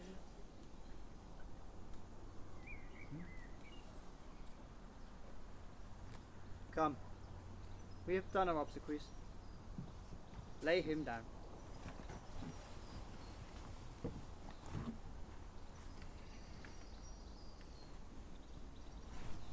Here's a few flowers, and strewings fixed for grave. You were as flowers once, now withered. Even so these herblets shall, which we upon you strow. Come, away, the ground has them again.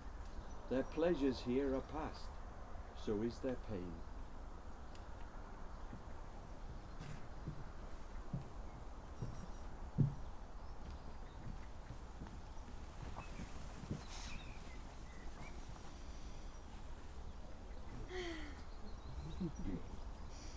Yes, sir.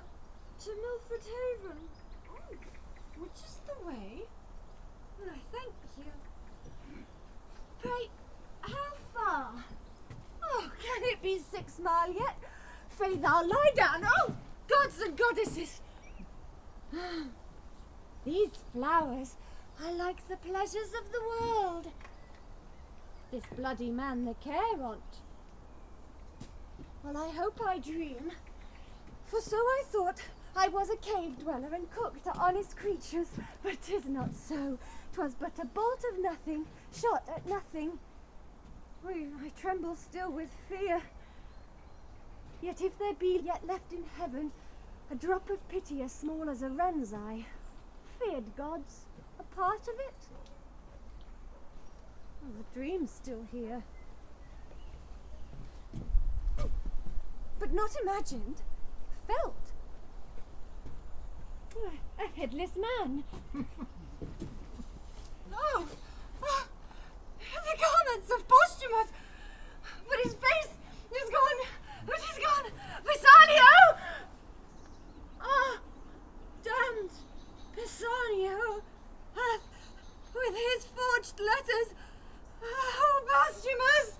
Alas! Oh, damned Pisanio! What is he and Cloten's doing? Oh, 'tis pregnant! The cordial he gave me, which he said was precious to me, well, this confirms it home. This is Pisanio's deed, and Cloten's! Oh.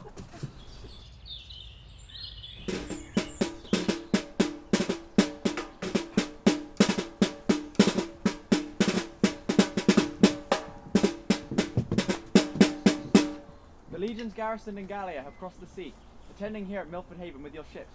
They are in readiness. But what from Rome? The Senate hath stirred the gentlemen of Italy, and they come under conduct of Boldiacomo, expected with the next benefit of the wind. Our hopes are fair. Command our present numbers be mustered. Did the captains look to it? Now, friend, what have you dreamed of late of this war's purpose? Last night, the very gods showed me a vision. I fasted and prayed for their intelligence. Thus, I saw Jove's bird, the Roman eagle, winged from the spongy south to this part of the west. There vanished in the sunbeams, which portends, unless my sins abuse my divination, success to the Roman host. Clean often said, and never false. Soft home. One clunky here without his top. A cage, or dead or sleeping. But dead rather, for nature doth abhor to sleep upon the dead. Let's see the boy's face. He's alive, my lord. You'll then instruct us of this body. Young one, whose trunk makes out that bloody pillow? What's thy interest in this sad wreck? How cam't? Who is't and what art thou? I am nothing. Ah, this, my master that here by mountaineers lies slain. Alas, there is no more such masters. I may try many, all good, serve truly, and never find another. Thou movest no less with thy complaining than thy master in bleeding. Say thy name, good youth. Fidelity, sir. Thou provest thyself the same. Thy name well fits thy faith thy name. Wilt take thy chance with me? I will not say thou shalt be so well mastered, but be sure no less beloved. Thy worth prefers thee. Come. I'll follow, sir. But first, and please the gods, I'll hide my master from the flies, and strew with wildwood and weeds his grave. Say prayers, then follow. So please you entertain me. The boy has taught us manly duties. Let us seek out the prettiest daisied plot we can and make a grave. Come, boy, and wipe thine eyes. Some fools are means the happier to arise.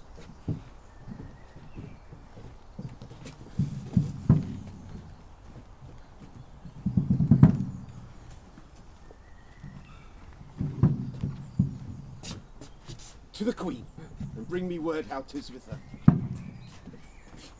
A fever, with the absence of her son. A madness, of which her life's in danger. Heavens, how at once you do point at me. Imogen, the great part of my comfort, gone. My queen upon a desperate bed. And at a time when fearful wars point at me. Her son, so needful at this present, gone. Oh, it strikes me past the hope of comfort. But for thee, fellow, who needs must know of her departure, will enforce it from thee. My liege, I dare be bound he's true. For Cloten there wants no diligence in seeking him, and will no doubt be found. So please your majesty, the Roman legion, all from Gallia drawn, are landed at your coast, by the Senate sent. Now for the counsel of my son and queen, I am amazed with matter. Good, my liege. Come more, for more you're ready. The want is but to put the powers in motion that long to move. We care not for Italy, but grieve at chances here. Away!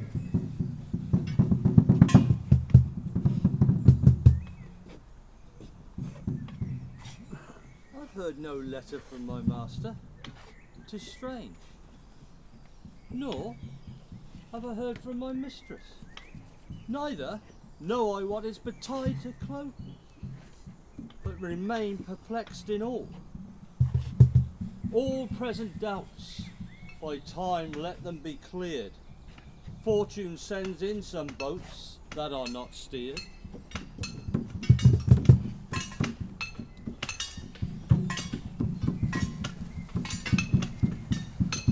Noises round about us! Let us from it! What pleasure, sir, find we in life to unlock it from action and adventure? Nay, what hope of we in hiding us? This way for Romans, the Britons must surely take us, now or after. Sons, we'll hire us to the mountains, there secure us. To the king's party there's no going. Newness of Cloten's death, our being not known, will drive us to render what we have done, whose answer would be death, drawn on by torture. It is not likely that when they hear the Roman horses neigh, that they will waste their time upon our notes to know from whence we are. I am known of many in the army. Besides, the king hath not earned my service, nor your loves, who in my exile are still hot summer's tanlings and shrinking slaves of winter. Well, better to cease to be. I pray you, to the army. I and my brother are not known. Yourself, so out of thought and o'ergrown, cannot be questioned. By this sun that shines, out thither. What thing is it that I never did see man die? Scarce ever looked on blood, but that of coward hares, hot goats and venison. Never bestrid a horse, save one that had a rider like myself, who ne'er wore spurs nor iron upon his heel. I am ashamed to remain so long unknown. By heavens, we'll go! If you will bless us, sir, and give us leave, we'll take the better care. And so say I.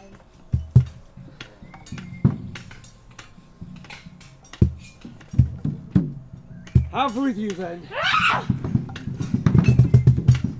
If in your country wars you should die, that's my bed too, lads, and there I'll lie. Lead, lead. The time thinks long, their blood thinks scorn, till it fly out and show them princes born.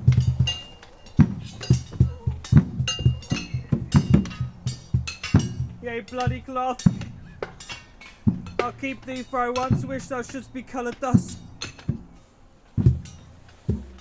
I brought hither among the Italian gentry now to fight against my lady's kingdom. 'Tis enough of Britain. I have killed thy mistress. Peace! I will give no wound to thee. Therefore, good heavens, hear patiently my purpose. I'll disrobe me of these Italian weeds and suit myself as does a Briton peasant. So I'll fight against the part I come with. So I'll die for thee, O Imogen, even for whom my life is every breath and death. And let men know more valour in me than my habits show. Gods, put the strength of the Leonati in me. To shame the guise of the world I will begin. The fashion, less without, and more within.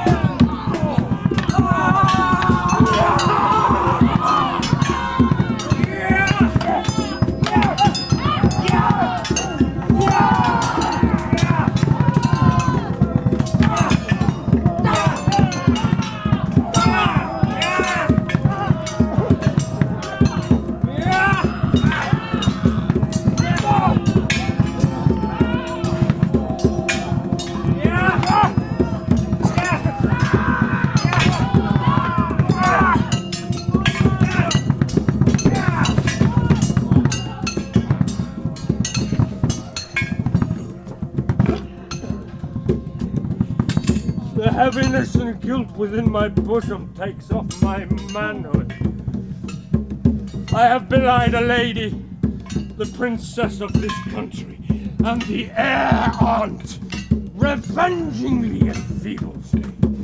This cow subdue me. If that thy gentry Britain go before this lout, as he exceeds our lords, the odds is that we scarce are men, and you are gods!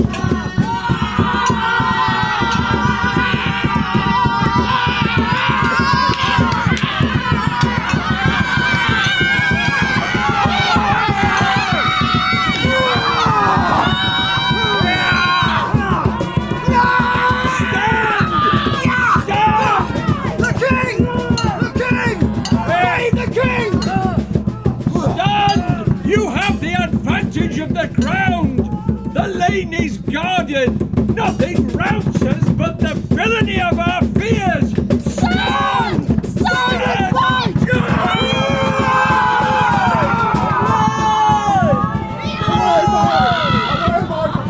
Save thyself, for friend kills friend, and the confusion of sights of war is hoodwinked. It is their fresh supplies. Ah, 'tis a day turned strangely. All betimes let's reinforce or fly. Ah! Came aside from where they made the stand? I did. Though you, it seems, come from the flyers. I did. No blame be to you, sir, for all was lost. But that the heavens fought for King himself, the army broken, the backs of Britain seen flying through a straight lane, the enemy, full-hearted, lolling the tongue with slaughtering, struck down, some mortally, some slightly touched, some falling merely through fear. But that the straight pass was damned, with dead men hurt behind, and cowards living to die with length and shame. Where was this lane?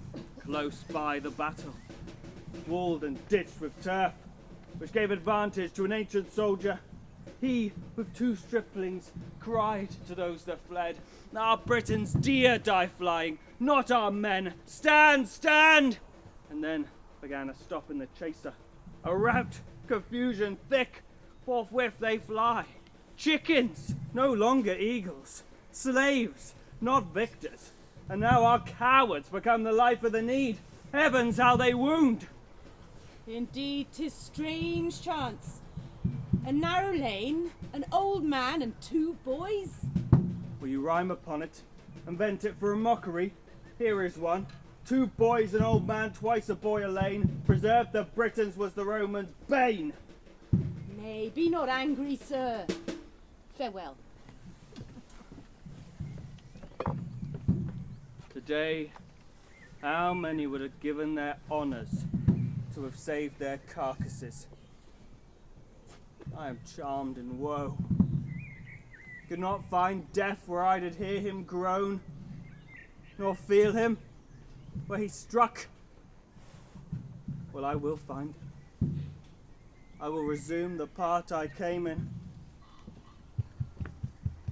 Great the slaughter is here made by the Roman. Great the answer be Britons must take. For me, my ransom is death.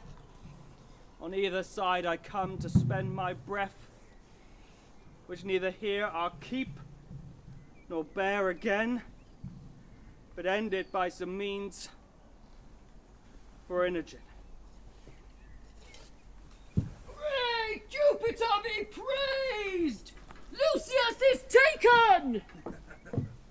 'Tis thought the old man and his sons were angels. There was a 4th man in a silly habit gave the affront with them. But none of them can be found. Stand. What is that? A Roman. Lay hands on him. The dog. A leg of Rome shall not return to tell what crows have picked them here. Bind him. Leave him for the king.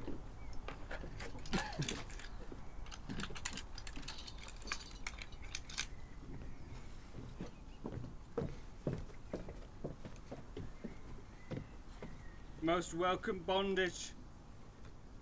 for thou art away. I think to liberty, yet am I better than one that's sick of the gout, since he had rather groan so in perpetuity than be cured by death. Oh, the gods, is it enough? I am sorry. For Inogen's dear life, take mine. Oh, Inogen, I'll speak to thee in silence.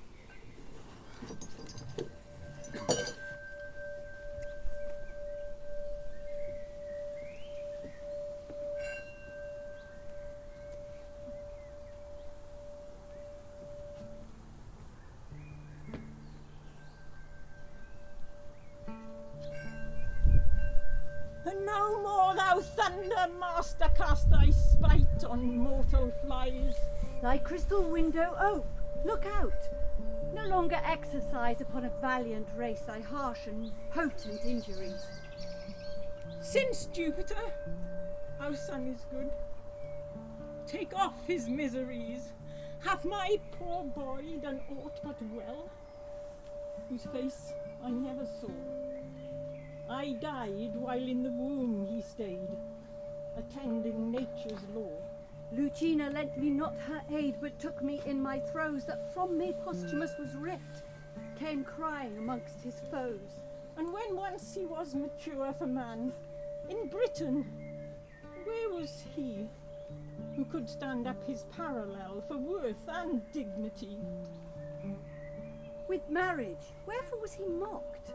To be exiled and thrown from Leonarte's seat, and cast from her his dearest one, sweet Inogen. Oh, why did you suffer Iachimo, slight thing of Italy, to taint his nobler heart and brain with needless jealousy? Oh, Inogen! And now, striking for our country's cause, he's bravely fought and won.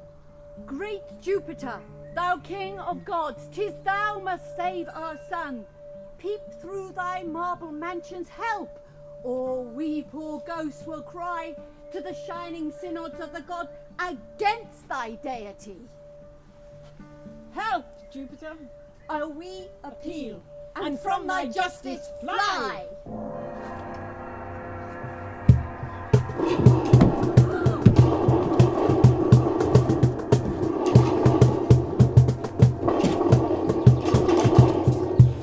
No more, you petty spirits of region low, offend our hearing. Hush! How dare you ghosts accuse the thunderer, whose bolts you know sky planted, batters all rebelling coasts? Whom best I love, I cross, to make my gift the more delayed, delighted. Be content, our low-laid son, our godhead will uplift. Posthumous Leonatus' trials are spent, our jovial star reigned at his birth, and in our temple was he married. Rise and fade.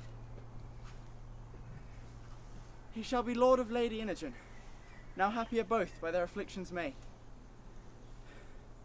This tablet lay upon his breast, wherein our pleasure his full fortune doth confine.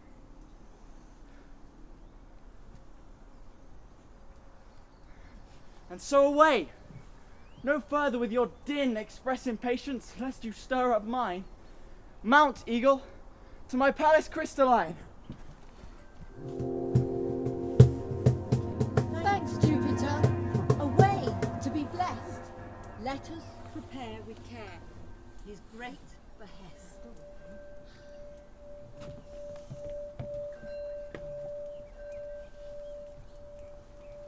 Sleep, thou, been a grandsire to me, and begot a father and a mother to me.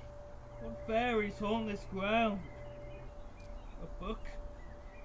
Oh, rare one. Let thy effects follow as good as promise.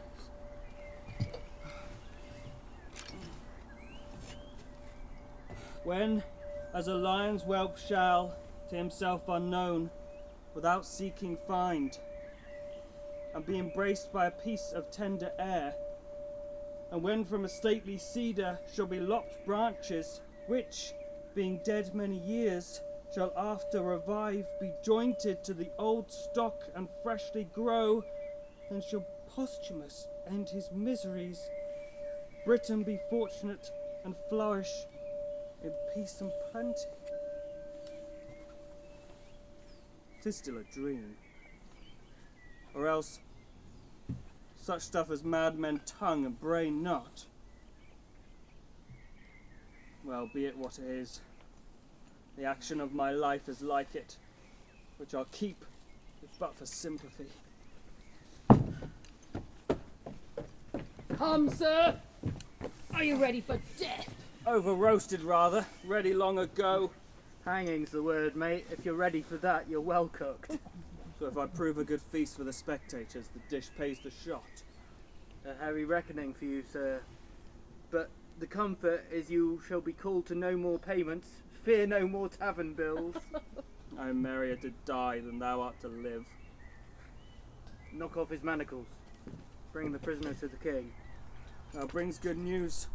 I am called to be made free. There are very knaves desire to live for all he's a Roman.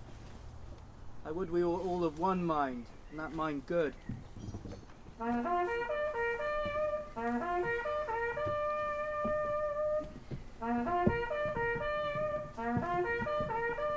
Stand by my side, you whom the gods have made preservers of my throne.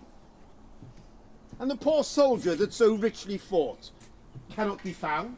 Sire, he hath been searched amongst the living and the dead, but no sign of him. To my grief, I am the heir of his reward. 'Tis now time to ask of whence you are. Report it. Sir, in Cambria are we born, and gentlemen. Further to add, we are honest. Bow your knees.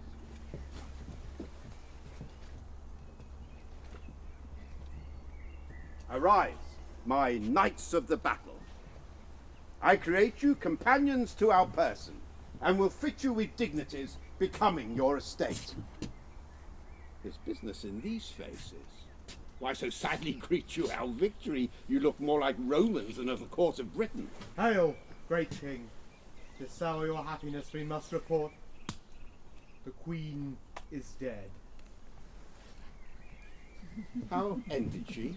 With horror madly dying. Her life, being cruel to the world, has concluded most cruel unto herself. What she confessed I will report, so please you. Prithee say. First, she confessed she never loved you. Only affected greatness got by you, not you. Married your royalty, was wife unto your place. Abhorred your person. She alone knew this. And but she spoke it dying, I'd not believe her lips in parting it. Proceed. Your daughter, whom she bore in hand to love, she did confess was as a scorpion to her, whose life, but that her flight prevented it, she had ta'en off by poison. Most delicate fiend. Who is can understand a woman? Is there more? More, sir, and worse. She did confess she had for you a mortal mineral, which should waste you, and purposed by watching, weeping, kissing, to overcome you with her show, and so in time, when she had fitted you to her craft, to work her son into the adoption of the crown. But failing of her end by his strange absence, she grew shameless, desperate, repented the evil she hatched were not effected, so despairing, died. Mine eyes were not at fault, for she was beautiful. My ears that heard her flattery, nor my heart that thought her like a seaman. It had been vicious to have mistrusted her, yet. Heaven mend all. Ah, Caius, thou comest not now for tribute that the Britons have raised up. So think of your estate. Consider, sir, the chance of war. The day was yours by accident. Had it gone with us, we should not, when the blood was cool, have threatened our prisoners with the sword. But since the gods will have it thus, that nothing but our lives may be called ransom, let it come. This only I will entreat. My boy, a Briton born, let him be ransomed. He had done no Briton harm, though he had served a Roman. Save him, sir, and spare no blood beside. I've surely seen him. His favour is familiar to me. Boy, thou mayst live, I humbly thank your highness. and ask of Cymbeline what boon thou wilt, yea, though thou do demand the noblest prisoner 10. I do not bid thee beg my life, good lad, yet I know thou wilt. No, no, alack, there's other work in hand. What wouldst thou, boy? Knowest him thou look'st on? Is he thy king? I'll tell you, sir, in private, if you please to give me hearing. Aye, with all my heart, and lend my best attention. Come, speak freely. Is not this boy revived from death? One sans another not more resembles. Same dead thing alive. Creatures may be alike. If 'twere he, I'm sure he would have spoke to us. But we saw him dead. Be silent. Let's see further. 'Tis our mistress! And if she be living, let time go on from good to bad. Come stand by my side. Make thy demand aloud.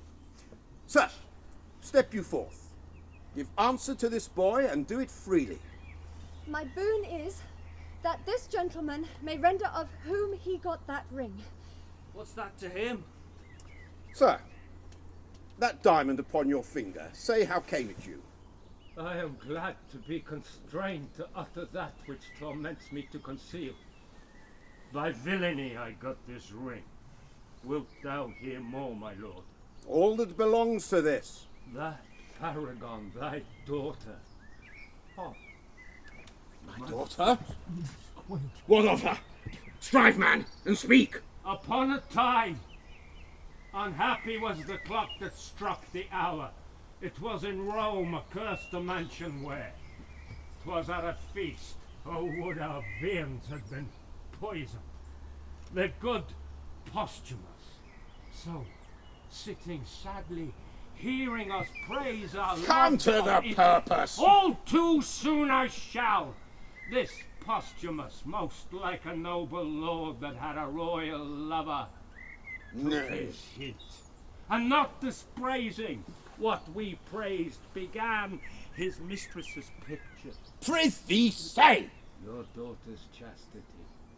There it begins.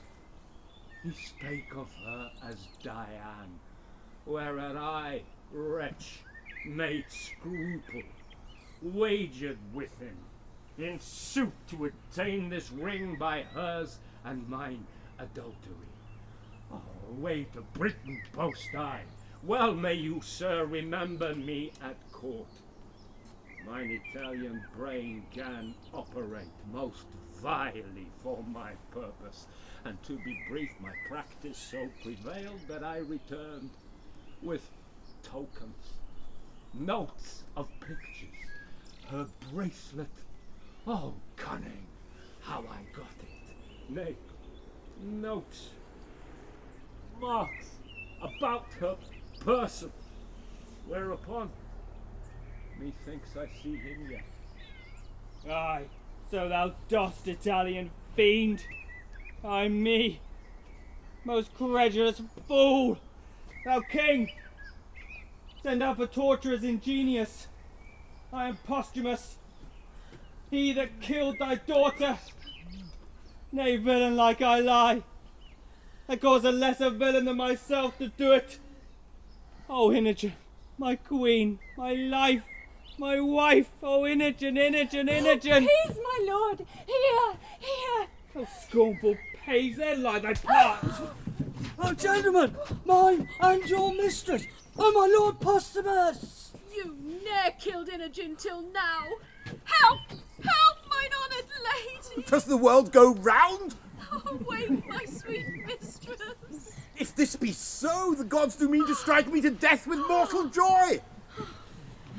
How fares my mistress? Oh, get thee from my sight! Thou gavest me poison! Oh, that pouch I gave you, mistress. I had it from the Queen. I thought it was something precious. I had it from the Queen. The Queen! New matter still? It poisoned me. Oh, gods! I left out one thing which the Queen confessed, which must have proved thee honest. If Bassanio have, said she, given his mistress that confection which I gave him for cordial, she is served as I would serve a rat. What's this, Cornelius? The Queen, sir, very oft importuned me to temper poisons for her. I, dreading her purpose, did compound for her certain stuffs which, ta'en, would seem to end all signs of life. Have you ta'en of it? I did, for I was dead. Oh, my boys, our error. Why did you throw your wedded lady from you? Think that you were upon a rock and now throw me again? Hang there like fruit, my soul to the tree die. Oh no, my flesh, my child. Wilt thou speak to me? Your blessing, sir. My tears that fall prove holy water on thee. Imogen, thy mother's dead. Cloten, her son, is gone, we know not how nor where. Sire, now that I am free from fear, I'll speak troth. The Lord Cloten came to me with his sword drawn, foamed at the mouth, and swore if I discovered not which way she was gone, it was my certain death. By accident, I had a feigned letter of my master's in my pocket, which directed him to seek her near to Milford. I further know not. Let me end the story. I slew him there. Valiant youth! Deny it again? I have said it, and I did it. He was a prince. A most incivil one. The wrongs he did me were nothing prince-like. He to provoke me with language that would make me spurn the sea, if it could so roar to me. A cut-off's head, and I'm right glad he's not standing here to tell this tale of mine. I'm sorry for thee. By thine own tongue thou art condemned, and must endure our law. Thou art dead. Stay, Sir King. This man is better than the man he slew, as well descended as thyself, and hath more of thee merited than a band of Clotons. Let him alone. My sons, I must frame a deadly tale. Your danger, sir, is ours. And our good his. Have at it then. Thou hadst, great king, a subject called Belarius. What of him? He is a banished traitor.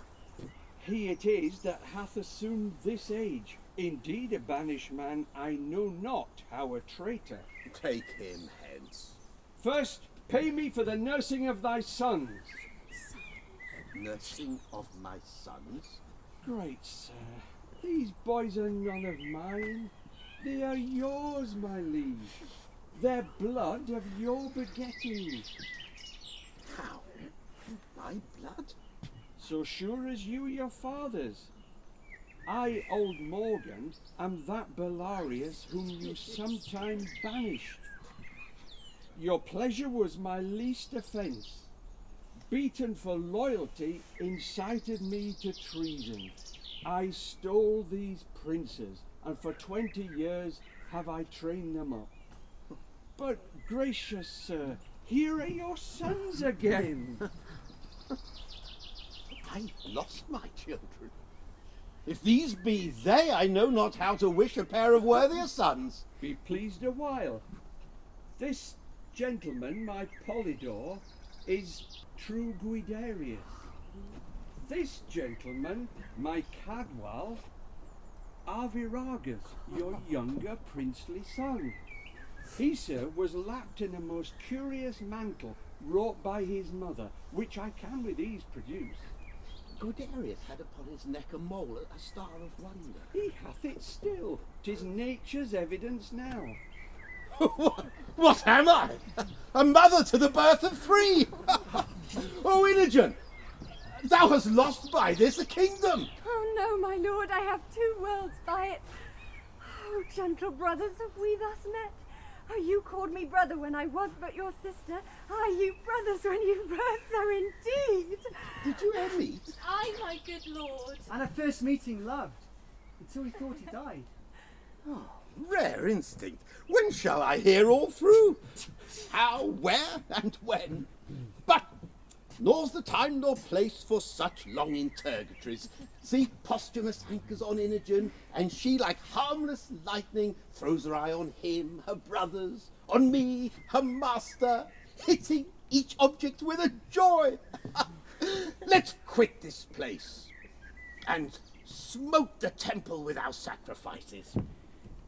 Thou art my brother, and will remain so ever. You are my father too, and did relieve me to see this gracious season.